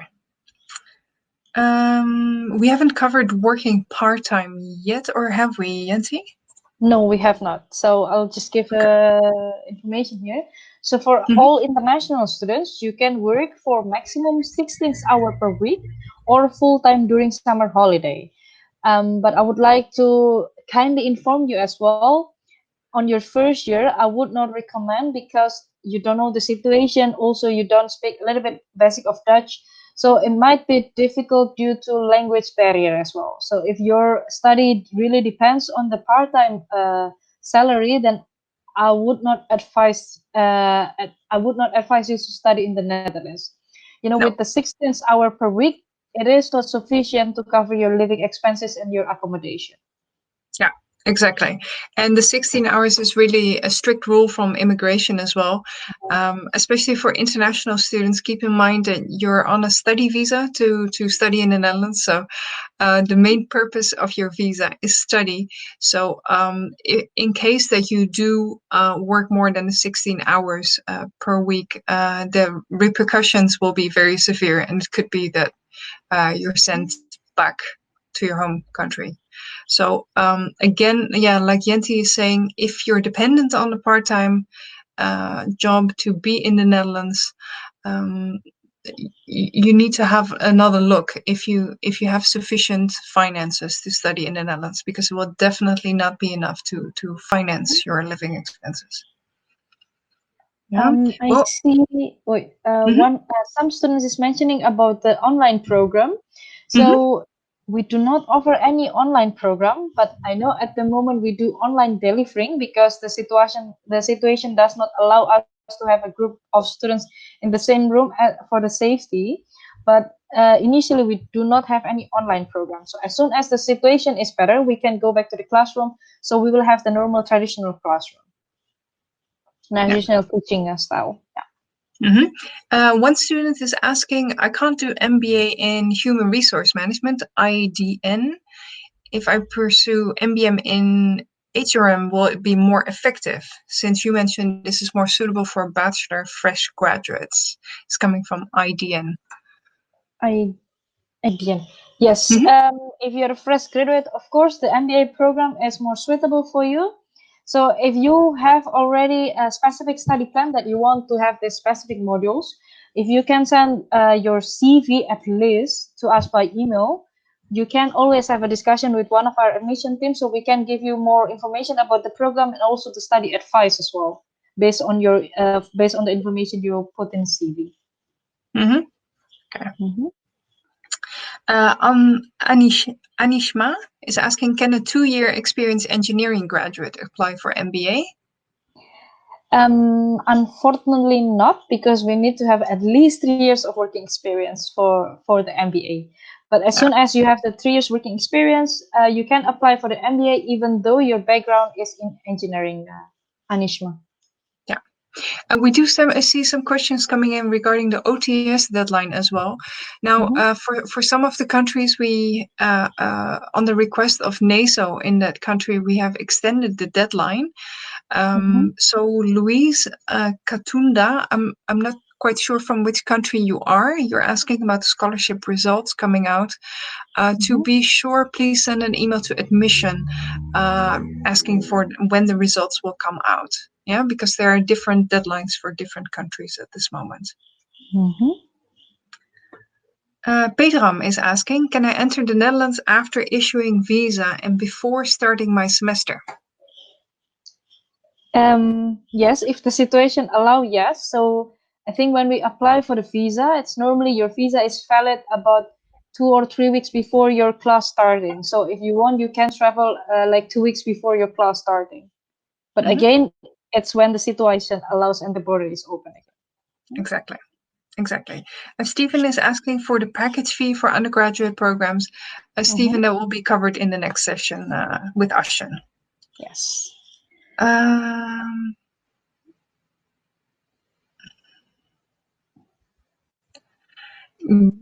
Gracia is asking, is there any big difference between Amsterdam and Apeldoorn living costs? Well, yes, because for the food, it doesn't make much difference, because I think the supermarket here, they have like a national price. So if you shop here or there, the price is relatively the same.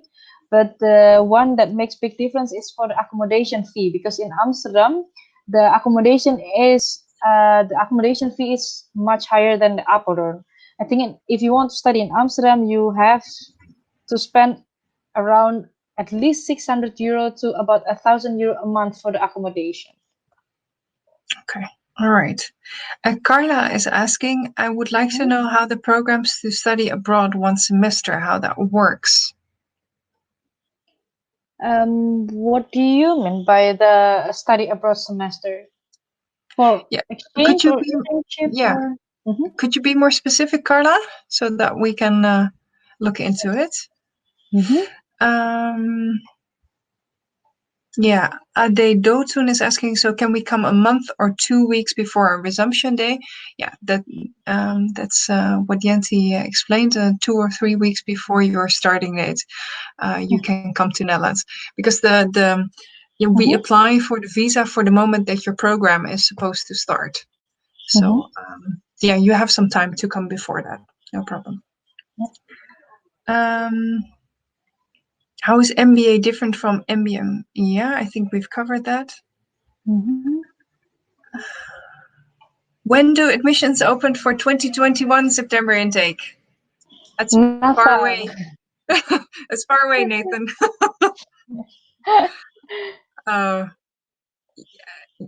You can start anytime, Nathan. If it will be covered in the admissions section, but if you want to apply now, be my guest as well. Ashen will explain more about admissions and the deadlines that we have. But yeah, if you want to start your admission now, you're welcome to do so. No worries. Oscar is asking about the fees. Postgraduate will be covered in the next session. Does accommodation contain meals? This is a question from Pedram. Pedram, unfortunately not. You do need to cook your own meals. So the accommodation only cover the water, electricity, internet, and gas. And there will be like the basic equipment. So you do have bed, you do have table, you do have chair. But for the meals, you need to prepare it yourself. I think most of our students, they cook by themselves. Yeah, Alexander, can you cook a little bit? Do you know how to cook? Good question. Actually, I have developed my cooking skills since coming to the Netherlands. You have the skills.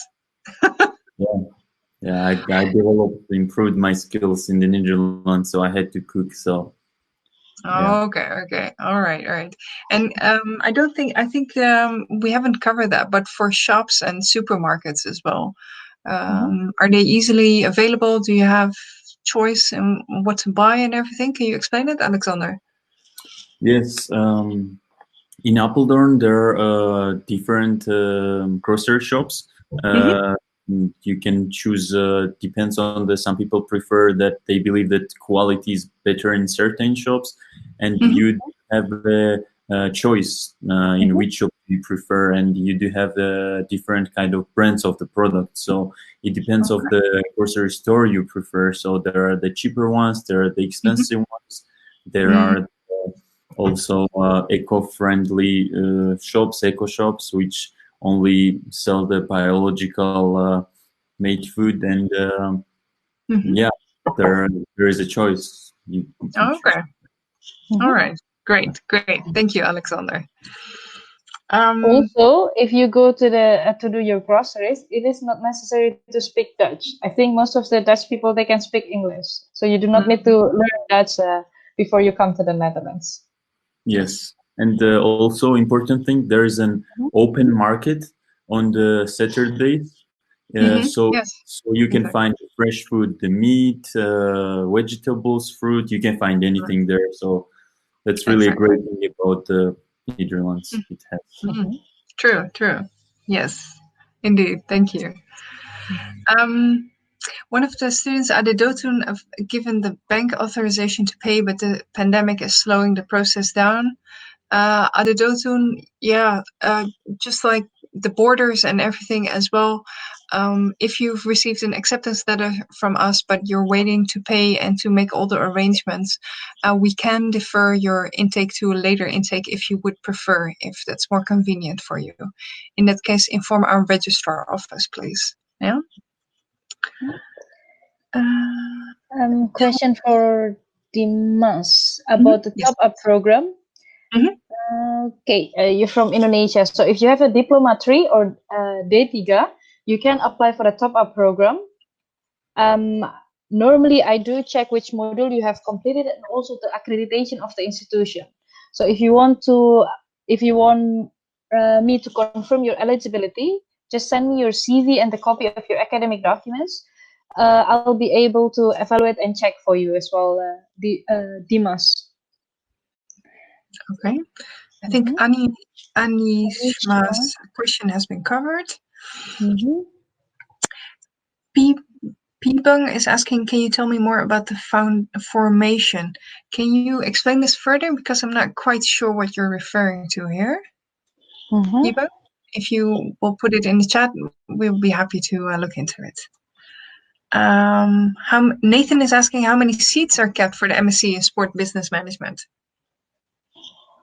Well, yeah, very good question. With the MSc program, we normally don't have that big group of students, but as I mentioned earlier, that we want to keep the classroom small, so maximum 25 students per classroom. So if you have your documents ready, I really advise you to start your application soon, Nathan. Yes, there's a message from Timur as well. He is one of our agents, apparently. Timur, I'm putting you in contact with our agent coordinator, Lena van den Bosch, and she will contact you very shortly with more information. Yeah. Okay. Oh, Anishma still has questions regarding I would like to know the difference between a normal MBA and the management course over there. Is MBM in human resource management? Let me see the question again. Yes, Anishma, I think it's better if you can send me your CV first, and then we can set up a call next time. Then I can share with you the modules for both program. So then we can discuss about the program as well. I think it's easier to explain when you also have the module list as well. Yeah, and Kaya Alexander is asking, can students carry the title ACCA student on their CV after graduation? Is there any connection? No, it's our program is not related to, it's not part of the ACCA. So once you graduated with us, you cannot put the ACCA title. Wait, we do have a connection with ACCA, Jenti. Oh yeah, for the financial service management program. So. Yes. I got it. Yes. Will you answer the question? I don't remember by heart, but for the if you follow the financial service management program, I think you can be exempted from the level 1 of the ACCA certification. Yes. I'll have to double check though. Kaya Alexander, I would advise you to have a look at the program page of IBA Financial Service Management. That should carry more information regarding ACCA and how we're connected. Yeah, if the information is not there, because I'm sure that we are connected to ACCA, please send an email to our admissions team as well, so we can look further into it. Yeah. Yes. Okay. Carla is asking, I saw you have partner universities and that you could do semesters abroad. That is what Carla was referring to. Okay. So as Florian mentioned earlier, that we have also like a partner campus in Munich and also in Austria. So if you would like, it is possible to do a semester, but you need to check if the program that you're doing is also available in a partner institution. Yes. Yes, this will be for Munich and for ITM College as well. These are fresh partners of us that have just started offering our programs. So we're planning to have some project weeks as well and some exchanges between the campuses to experience other countries as well. Yeah. Roche is asking, how about internet electricity cost in accommodation? Should we charge it? So if you take the school accommodation, so electricity and internet is already included in the 500 euro per month I mentioned earlier. Oh, okay. All right. Gloria is asking about scholarships. We will cover that in the next session, but unfortunately we don't have full 100% scholarships. Yeah. Pedram, I'm sorry to hear you're not a good cook. I'm sure you will easily learn once you're here in the Netherlands. No worries whatsoever. And otherwise, I'm sure other students would be happy to help you with it. I'm not too worried about it. I see Alexandra is smiling. Similar experience, probably. I'm sure Alexander also learned the difficult way. So yes, and it's really good that there are other students who can always help you and show you how to do things. Exactly. Xavier is asking about the accommodation. Do we come with our bed dressing kits like bed sheets? No, you do not need to take it from your home country. We will prepare the simple one for you. It's always a new package for every new student. Also for the blanket. Ahmad is interested in education management. So do I have to get minimum work experience of 3 years, or can I keep registering to this university? He's a fresh graduate, Jenti. Yes, at the moment for the education management program, we only have the MBA. So unfortunately, you do need to have at least a 3 years working experience, Ahmed. Exactly. Oscar is asking, what are the guarantees of obtaining a visa? Because I got a refuse for Canada, I would not like to spend money and still get a visa refuse. Yes, Oscar, the system is a little bit different for the student's visa. So in the Netherlands, we will apply for your visa to the Dutch immigration office here in the Netherlands. And when it's approved, you can pick up your visa in the Dutch embassy. Visa application is also rarely rejected because we already do the first screening and then we give the documents to the immigration office. It is not the student. So visa is only rejected with a very specific reason. For example, if you have provided a false documents. But if all the information you have provided and all the documents you have provided is genuine, then I would say don't worry about the visa. About the visa application. Exactly. Nathan is asking, how good is the university's various sports team? How high do they rank compared to other universities in the Netherlands? Very interesting question. I'm not that involved in the students' event yet, but I know we have like a futsal team. Also, we have I'm not sure what's the sport called. I'm really bad at sport. The Lasanta, the one Lasanta did. Cricket. Crickets, no? yeah. Yeah, cricket. Yeah.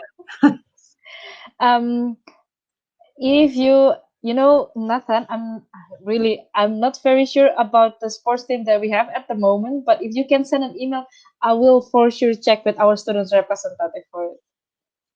Yeah. Okay. All right. I think Anishma, I think if you share your contact details with the admissions team, if you have been in contact with admissions, we would be happy to give you a call and explain the differences between the MBM and MBA program, and specifically for human resource management. Yeah, so then we can spend a little bit more time to look together with you into the differences between these programs. So if you email our admissions team at admission@wittenborg.eu and give them your phone number, we would be happy to give you a call and give you all the information regarding MBM and MBA. Yeah? I see Mariam is asking as well more information about the program. So for all of you, if you want to know more about the program and also about the modules, just send us an email. We'll be happy to share the modules list with you. Yeah. Xavier is asking, the ICT fees are inclusive. Do we go with our own laptops? Yes, you do need to bring your own laptops, unfortunately. So the ICT, it will cover like the online area that we provided for you. So the online area is available for you to access all the like the learning materials, the presentation from the teacher. You can also upload your assignment there. It's also give you access to get like the journal and article for your assignment as well. So it is not for like laptop, mouse, or keyboard, but it is more like in the online for the how do you call it, Florian? Like the online support. Yeah, online support. Yeah, it can be various things. ICT. Of course, we're how do you say? Oh, what is the word for that again? We have access to many like libraries, online libraries that are worldwide, putting journals and essays in there as well. And it's actual use of computers, the physical library which we have, the online learning environment which we offer. So it's a very inclusive fee for all that sort of services. Yeah. Pedram is asking, I'm guessing after what you said about the visa, what is the guarantee for visa and refund in case of visa rejection? Okay, so about the refund, it really depends on why the visa is rejected. As I mentioned earlier, visa is only rejected with a specific reason. Of course, if you have provided a false documents to us or incorrect information, then I don't think you are even entitled for the refund. But really, don't worry about the visa rejection. It is really only rejected with a very specific reason. So as long as you provided genuine documents and information, really don't worry about the visa application. Yeah, of course. Peter, I've worked in admissions and in the registry department now for 7 years. And like Yenti is saying, we can't give a guarantee for the visa approval. We cannot, because we are not the ones who are giving the visa approval. That responsibility lies with the Dutch immigration. But also we do the first screening. And if we are not confident about the documents you have submitted or what you need to be able to apply for the visa, then we will not and we cannot apply for the student visa. And in the vast majority of the visa cases, that really goes all right. There's no problem there. But only in real serious situations, as in a student has misinformed us, or a student has deliberately misinformed us, or has given us falsified documents. In these cases, when the visa is approved, there's no refund at all. And Wittenborg is your official referent in the Netherlands as well. We apply for your visa on behalf of you, which means that we are responsible for your visa. And it's our task, our responsibility, and also our reputation. So we will not apply for a visa for you if we're not confident that you will get the visa approval as well. Yeah? Career Paths is asking, can you share the contact of responsible for agent contracts? This is my colleague Lena, who's responsible for agent contracts. If you do not have her email address, please email admission@wittenborg.eu. Yeah? Miriam, do I need to register as a citizen when I arrive to the Netherlands? I don't need a visa application. Yes, you do need to register. So everybody who came to the Netherlands, you do need to register in the local city hall for your address. It is compulsory regardless your nationality. Do we have a gym? Xavier is asking. I think Irina has answered that question as well. All right. I think we covered all the questions though.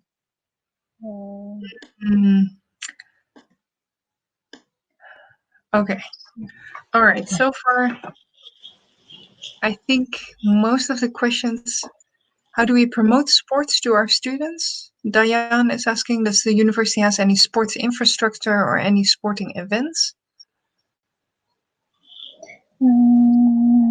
Okay, again, I'm not very, I don't have that much information about sport because I don't really have passion on it.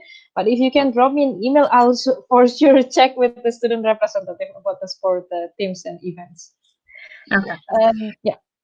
Nathan is asking, being an international student in Wittenborg, what are some of the difficulties we can face while living in the Netherlands? I think one of the students would be a good one to answer this, Alexander or Visayo, or what are the difficulties you could face as an international student?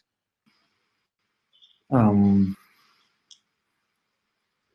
difficulties, I would say that integrating with the culture, with the Dutch people, you could say it's a difficulty, but I would say compared to other countries, it's not because everyone can speak English, and this is not much of a difficulty. And the second one I would say is that while you leave your home country, people have to live independently. For some, it might be challenging.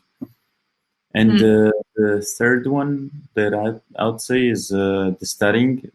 For some, it might be challenging, but from my personal experience, I would recommend that if you start early to work hard and do everything that lecturers ask, and you can always ask for their advice, how can you do good? So this would be the good thing to, in the beginning, start studying, because a lot of students I know that they go like they start in the end to study for the exams, and they really face the difficulties at that time. So if you start early, you can avoid those. Okay. Great. Thank you, Alexander. Jenty, you were once an international student in the Netherlands. Do you have anything to add to this? Well, I kind of have the same experience with Alexandra. So for me, the most difficult part is once you arrive here, you just don't have family. So you need to start building your network as well with friends, and then to live independently, clean your own room, cook your own food. So it was a bit difficult, but you get used to it. Yeah. You'll very soon get used to that. Yeah. Exactly. Abid is asking, do we have online blended courses? No, we don't have any online programs. At the moment, it is online delivery just because of the COVID situation. Yeah, exactly. Xavier is asking one last question. Is there a football field in Apeldoorn? Definitely there are football fields in Apeldoorn. No worries, Yes. no worries. People love football. And don't forget, Xavier, we have the orange team, and we have I'm not really a football fan, but in general, Dutch people are football fans. What did you say, Alexander? I can mention here that especially in Apeldoorn, we have all kinds of sports clubs. So you can really join any club. For example, I'm playing tennis, so I'm in the tennis club in the Apeldoorn. Nice. Great. I think, Florian, we should move to the next session and then continue with the Q&A afterwards. Probably. Exactly. Let's do that. Many questions. It's okay. Keep the questions coming if you have questions. Let's move on to the next session. You're right, Jenty. Ashin, are you ready? I will tune out.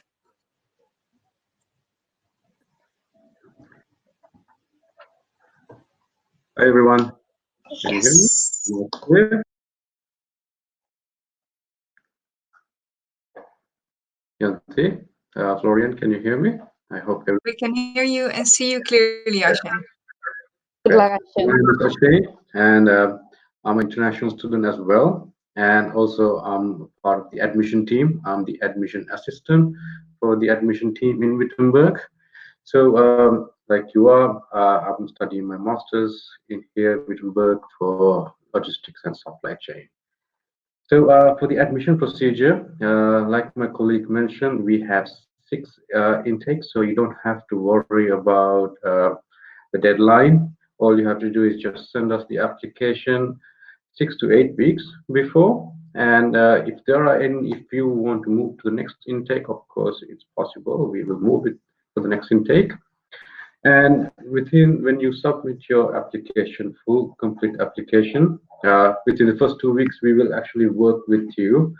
We will evaluate you. We will evaluate your documents, and if any documents are missing, we will let you know. So don't worry about if you're missing any documents. First, start off with documents that you have, then we will let you know if any of them are missing.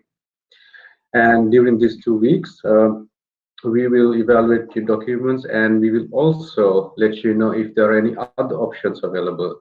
Like most of our students who apply for us, they can come in for not only MBA, they can come for Master of Science and MBA as well. So we will lay out all the possibilities with us for you, and you can make a good choice. And once those are done, and we will call in for a short interview. I hope this answers your question. There was one question about if there's going to be intake interview. Yes, during the intake interview, we will ask questions, and you will ask any questions you have as well, end of the interview, so we can help you.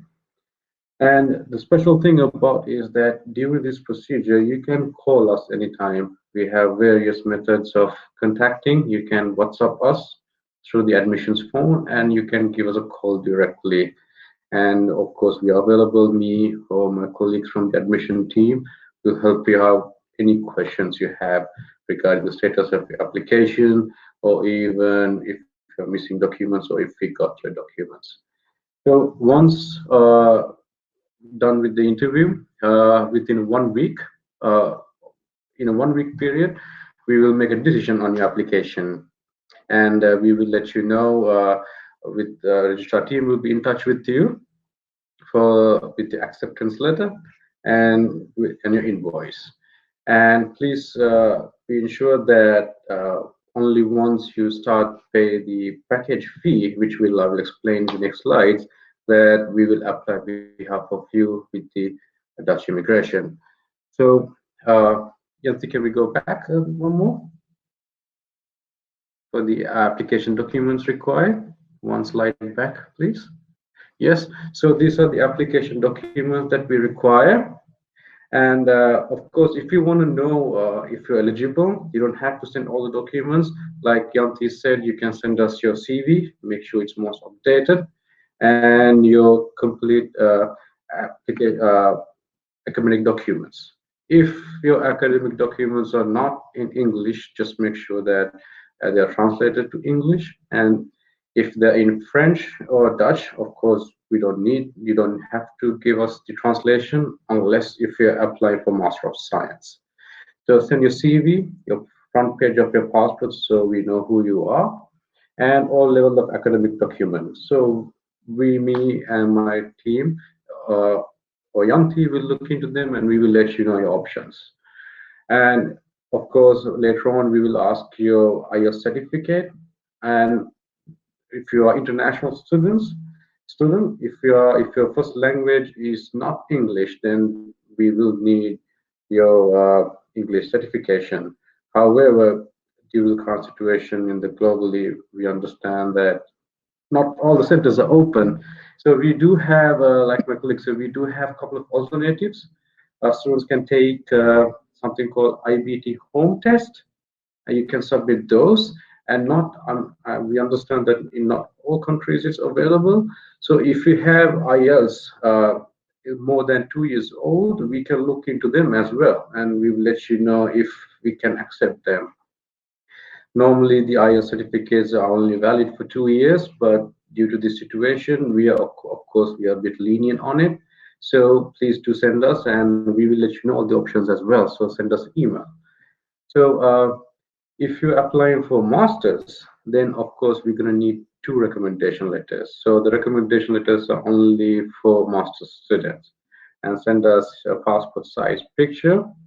And if you apply, one of the students ask about the OTS applications and general about the application scholarships. If you can go through our website, and if you send us email, I will let you know the link. My colleague Rin also shared the link with you in the chat box. Select and let us know which application you'd like to apply for, and we will guide you step by step with the procedure. But generally, we will ask for another motivation letter separate from the regular motivation letter that you submit. And for the OTS, some of the deadlines are closed for some countries, but let us know where you're from, your nationality, and we will let you know. The general procedure is that you have to be in touch with your local NESO office, and then you will submit the application with us, and you submit the application with them as well. And then later on in the end, when the deadline is closed, they will let us know about the details of your application for the OTS. Also, make sure that you do send us a good motivation letter. We would like to see why you chose us, and why did you choose Netherlands, and how this course will help you in the future. And your motivation letter definitely will help you to stand above other applications. So please send us a good motivation letter.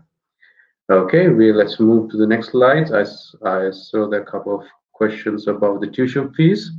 So here you have all the information about the tuition fees, and I will take you one by one briefly. So tuition fees for MBA and MBA, you can see at the postgraduate section, it's going to be 14,300 euros. And this is only the tuition fees. And for bachelors per year, it's going to be 8,900 euros, and you will be studying 3 to 4 years. And MBM and MBA is just 18 months. Okay, and this 14,300 is the whole duration of your master's program.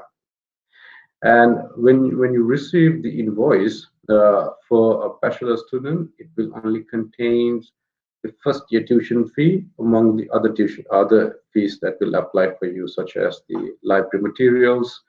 You don't have to buy books, you can rent from us, and the insurance, which is 680 euros per year, and then of course your one-time payment of visa administration charge. So and for master, it will be your whole partial payment of your whole tuition fee, which it will be reflected in your invoice. And there's a special package fee. This is very important. The package fee is only when you pay the package fee, we will apply on behalf of you with the Dutch immigration.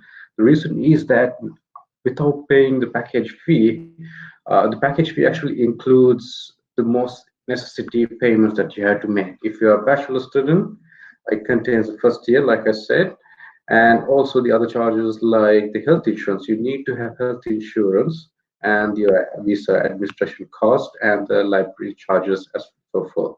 So you can see it at the bottom. For Apeldoorn students, we also include the 4 months accommodation in your invoice. I see there was lots of questions. It's very important for you to have accommodation. Of course, if you can find your accommodation by yourself, we will take out this charge out of your invoice. But I do have to mention I'm an international student as well. And when I came here, there are certain paperwork that you need to sort out. So you can have your own apartment. You have to get things straight. So it will take about a month period. So that's why this accommodation is important for you. Don't worry about it. Our admission team and the registrar department will guide you step by step with all the procedure that you have to do from the day one you start the application till you start and until your study period.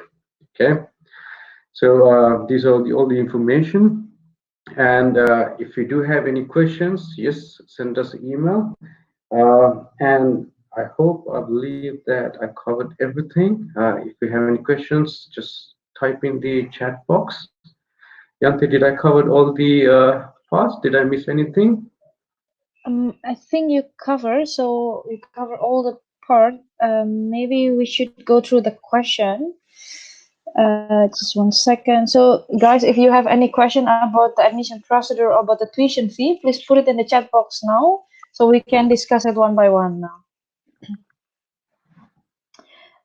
Again, like Ashen already mentioned, that our admission team process is very personalized. So if you have any question or if you have any doubt about your study plan, feel free to drop us an email. You can send your CV and copy of your academic documents, so then one of our admission team can have a look and then can discuss with you what's the best maybe study plans for you. So yes, yeah, we are very open. So if you still have any doubt or confusion, feel free to contact us as well. We are sorry. The visa process, the whole process, I forgot to mention. The whole process takes about 6 to 8 weeks. So, like I said, the first 2 weeks is for the admission, and the other time frame is for until you take the visa stamp on your passport. So once your once you submit your payment and you find yourself eligible, our registrar team will be in touch with you. And this whole 6 to 8 period is the whole procedure. So from the day you submit your complete application till you go for the embassy interview. And since we are applying on behalf of you with the Dutch immigration, you don't have to worry about anything. All you have to do is just go and make an appointment to pick the passport and for the interview. So that's the reason that we always encourage students to apply 6 to 8 weeks before. Of course, if you're local, if you're coming from EU, and if you're EU nationality, the time frame can be a little bit less, but it's always the best that you apply in advance, especially due to the situation right now. And also, I need to mention that the education continues as it is. There's no delay in the education. Right now, we have moved to the online area, like my colleague said. But once everything is back to normal, Yes, we will follow up with you for the visa process, and you will have to come back because you have to attend classes physically. And also, I'd like to add something for living in Netherlands. If you're international, don't worry about it. In Apeldoorn, there are 2 Asian supermarkets. So I'm coming from Sri Lanka. So if you're craving for food, don't worry about it. You still can find the spices and all the stuff that you can buy from here. So Yes, that's the thing. clearly. So don't worry about it. Thank you, Ashen. So I'm gonna go through the question. So Ashen, Maria is asking, do you have a deadline for the MBM in digital marketing for the application? There's no deadline.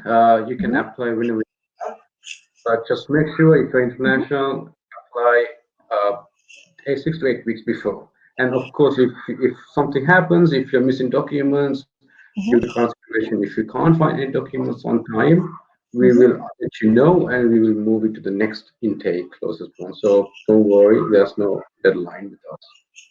Okay, thank you. Career Path is asking, what's the IELTS requirement for the undergraduate program? For bachelor program, we need IELTS of overall score of 6.0 or TOEFL equivalent. That's the requirement. Okay, thank you, Ashen. Vicky is asking, does the fee has to be paid all at once? The package fee, yes, you have to pay because it's very essential. It contains all the necessary basic payments that you have to make so we can start your application. As example, if you don't have the package fee paid, you might be missing health insurance, which that you may not, you will not be entered to Netherlands. Yeah. Okay. If you are EU students or students who do not need a visa support from us, you can pay the tuition fee in installment. But unfortunately, for the international students, you do need to pay the package fee upfront. This is also one of the required documents for your visa application later on as well. A question from Saunab. It's about the career option in sport. So I'm going to answer this one. So Saunab, if you go to the website and then you click on the specific program page, at the bottom you can see what's the career prospect for each program. A question from Soros. Is there any facilities in university to help us find accommodation for couple students, Asher? Sorry, can you repeat the question? The line it's broke. Yes. Is there any facilities in university to help us find accommodation for couple students? Yes, well, there is a website that you can visit to. If you send us email, we will let you know. And also, there are agencies that I myself and one of our colleagues also mentioned that you can in touch with, and they will help you to find apartments or a condo, the one that you prefer actually. And there are some regulations that you need to have certain amount of square feet, some amount of meters for space as the requirement. So they will help you with finding those. Yes. Yes.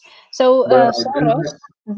Sorry, one more thing, I do have to emphasize that we are applying on behalf of you, so we are only responsible for your application.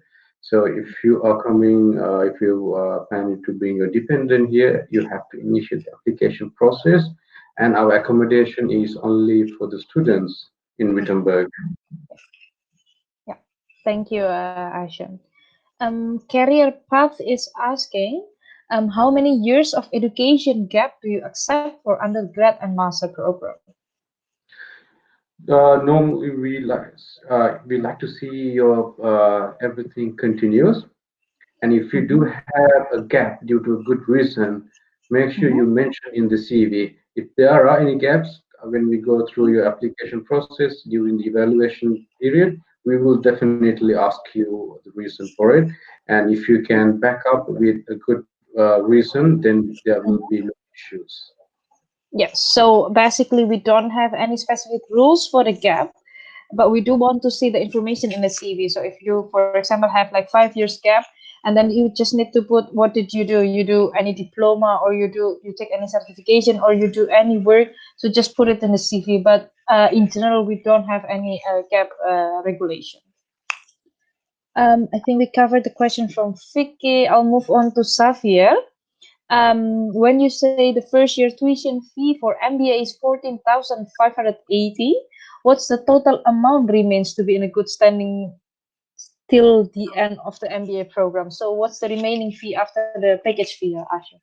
Yes, your total tuition fee will be 19,280. Not your total fee will be 19,280 euros, and this includes your total tuition fee 14,300 and with accommodation of 2,200 euros, and then 680 of your health insurance for 1 year, and with administration cost of 650, and library and ICT of 550. And also there will be a student deposit of 900 euros, of course, which will be refunded back after graduation. So this comes down to 19,280.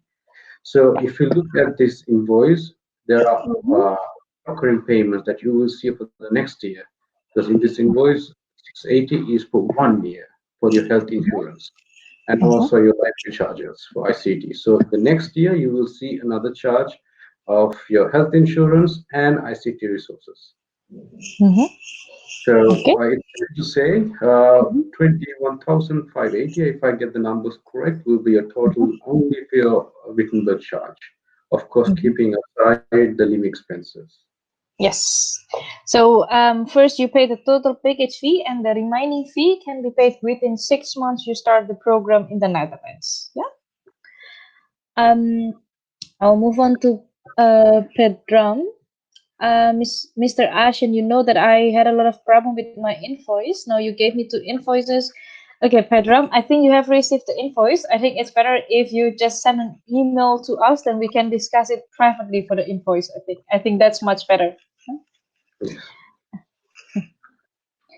Yes, so once you pay the total package fee, we can start with the visa application.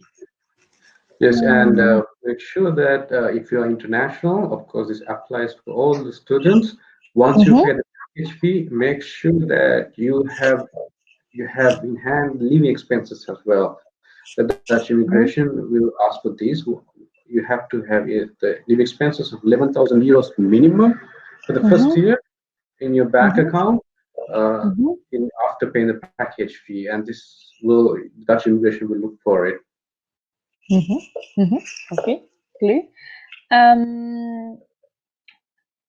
A question from Safir.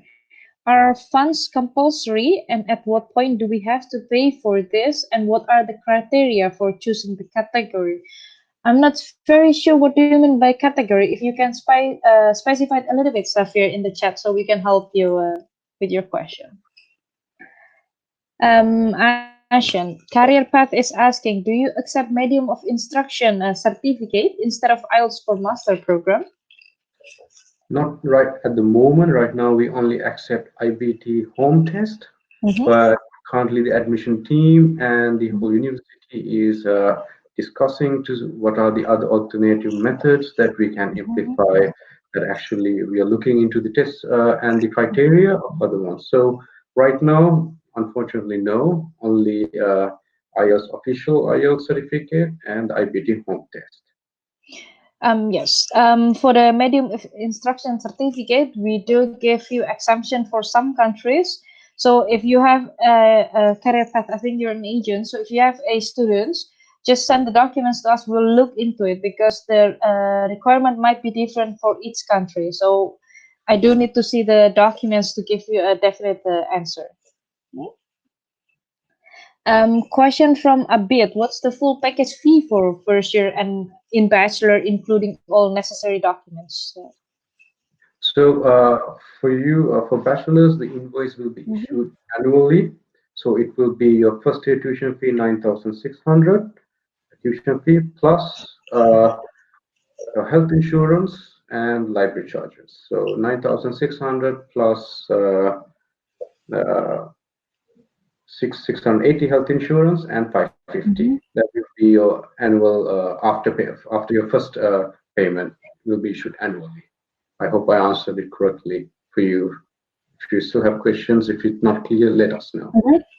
Yes, so a bit for the first year, you do need to pay the full package fee. The total package fee really depends on which program do you want to apply, because for Amsterdam and Apeldoorn, we do have different fee for the bachelor program. And yes, for the following year, you just need to pay for the tuition fee and for the study materials and insurance. Question from a bit about the dependent. I think Ashen has covered it before, that you do need to arrange their own your spouse visa by yourself. Question from Luis: is it a requirement that I stay at the university accommodation for the first 4 months, or can I look for accommodation myself? Ashen, maybe you can answer this one. Yes, it actually depends. So if you're an international student, we advise you to stay for the reasons that I mentioned earlier. So you can get your residence permit and you can open up an account so you can settle in this country. Because without certain documents, until you go and register yourself in the municipality, in local municipality, and you will not have certain documents, and it might be really hard for you to find apartment or a place to stay. So it's very important, and I advise you to stay. But of course, if you can find lodging by yourself, you can move outside, and you do not have to stay with us. And if you do wish to stay longer, let us know at least a month in advance, because we have to see if we have available. Normally it's issued for 4 months only. So if there are any seats on rooms available, yes, we can extend, but make sure you let us know a month in advance. Yes. So if you want to arrange your accommodation, it's fine, but you do need to inform us the address as well, because we are your visa sponsor. So we do need to have this information as well. I see there are a few questions about the dependent application. As I mentioned earlier, that you do need to apply for dependent visa by yourself. So we will only take care of the student's visa application. And if you want to get more information, I would advise you to contact the local Dutch embassy. Because I think they are the best contact person that you can ask what's the specific requirements for the dependent visa. It might be different for each country, so it's best to contact your local Dutch embassy for the requirement for the spouse visa. And actually, if you go online, you can select your nation, your country, and it will span out all the required documents specific to you. Yes, thank you, Asher. Let me see. Okay, a lot of question about the scholarship. Can you maybe give some information? What's the requirement? What kind of type of scholarship we have, Asher? Yes, we have a couple of scholarships. I do have to say that we only have partial scholarships. We do not give full scholarships. So you can visit our website to find all the information.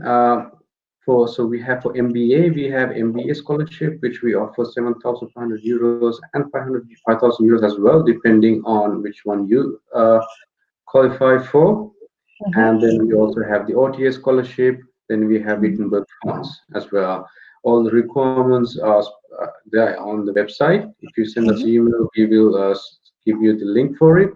For the application, for the scholarships, you can let us know which one you like. And then when you send the documents, we will let you know if you're eligible for it or not as well. Yes, so we offer different type of scholarship, to just check in the website. Yes, we have different for MBA and for bachelors as well. So it's really hard to say at the moment. It's better if you go through and you look at it and let us know which one you are qualified for, and we will confirm it. Yes, and the requirement is based on your academic and also your IELTS or English certificate score as well. Okay. Oh, sorry. I don't know if this subject was covered for the scholarships as well, but some of you might be exempted from providing IELTS or TOEFL for admission because of your nationality. Was that covered already? No, not yet. No. Okay, so you might be in admissions and you've received your acceptance letter, or you're in the admissions process and you've been exempted from providing an IELTS certificate based on your native language or where you have studied. Keep in mind that for scholarships, you always have to provide an IELTS certificate with the required score. So unfortunately, there are no exemptions there. So even if for admission you have been exempted from providing an IELTS certificate, if you want to apply for a scholarship, you always have to provide an IELTS certificate in order to be eligible. Yeah, and our admissions team can only take your scholarship under consideration if you meet all of the requirements. So the GPA, IELTS, recommendation letters, and so on. Thank you, Florian. Okay, we can continue with the question from Opey. I just got an admission to study a master's course in sport business management, October intake. I wanted to ask if resumption has not been affected by COVID. Ashen, maybe you can answer. Yes, right. No, it's not. Only we have moved our education to online area. So even the locals, even I'm right now studying online until the Dutch government lifts the restrictions, because we cannot gather more than 5 students or 5 people at one place. 3 people. 3 people, right? Sorry, 3 people, and we have to keep a safe distance. So it's tough times. So until those restrictions are taken out, all the education is online. So even if you are not in Netherlands, the studies will continue as it is normal, and we will let you know all the step-by-step guide through the email. So once those restrictions are taken out, then registrar team will definitely be in touch with you and work with your visa process, so you can come and start studying with us, because it's mandatory to physical attendance in our university. It's a part of the regulation. So only for the time being, you will be studying online. So no blocks. Yes, and hopefully we are expecting by August or September we can go back to the classroom, but I can't give you full guarantee. But I hope if the situation stays the same, hopefully by after summer holiday we can see each other very soon as well in the university. Oh yes, we're all very much looking forward to that. I know I am. Me too. But yeah, hopefully that is indeed the case. Yeah. Nathan is asking, is it better if an agent does our admission, or what is the difference if you do it by yourself? Ashen, could you answer this question? It's up to you, but anyone can apply with us. We'll guide you step by step. You don't have to worry about. We don't have any preference whether it's agent or a student. Anyone who apply with us, if you're missing any information, we always guide you. You have that extra communication with us. You are free to call us. There are various communication methods. You can get in touch with us, like I said, WhatsApp or talk to, and you can email us. And so if you're missing anything, we always let you know that you're missing this documents, please submit this, and we always let you know the reasons. So don't worry about applying by yourself. We are there to help you out. Yes, but yeah, if you choose to use one of our representatives or one of our agents as well to apply, both is really fine. If you choose to do it via an agent, that's really fine as well. Yeah, but like Ashen is saying, if you're doing it by yourself, well, I think a lot of you guys already know Ashen, because I saw so many enthusiastic reactions when he came into the screen. Exactly. I recall still as well, like Ferris Kantuna, I remember she applied for Master of Science, Sports, and the event. She changed it in the last moment. So I remember. Yeah, but I mean, it shows And we really have. Pedro as well. Sorry? I remember if I pronounce the name right, Pedro Ameri. I remember him as well. Yes. Yes. I mean, we have a fairly small admissions team, and when you guys know Ashen, you probably know Mikhailo and Sonia as well, Yenti. If you have questions, just pick up the phone, contact us, and we're happy to help you. Sometimes you don't know which questions you have to ask, or you don't know what to think about. We're here to think with you. Whether you're doing that individually or with an agent. Both is fine.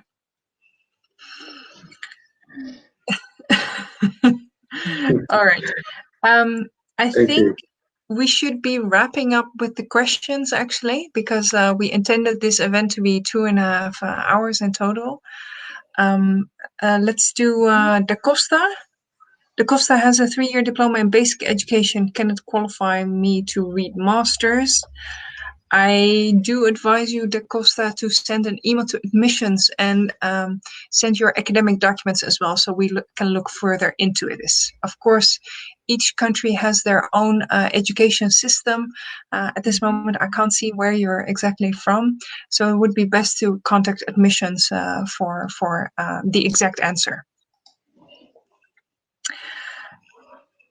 Yeah, I think that's it. I think we've covered the majority of the questions.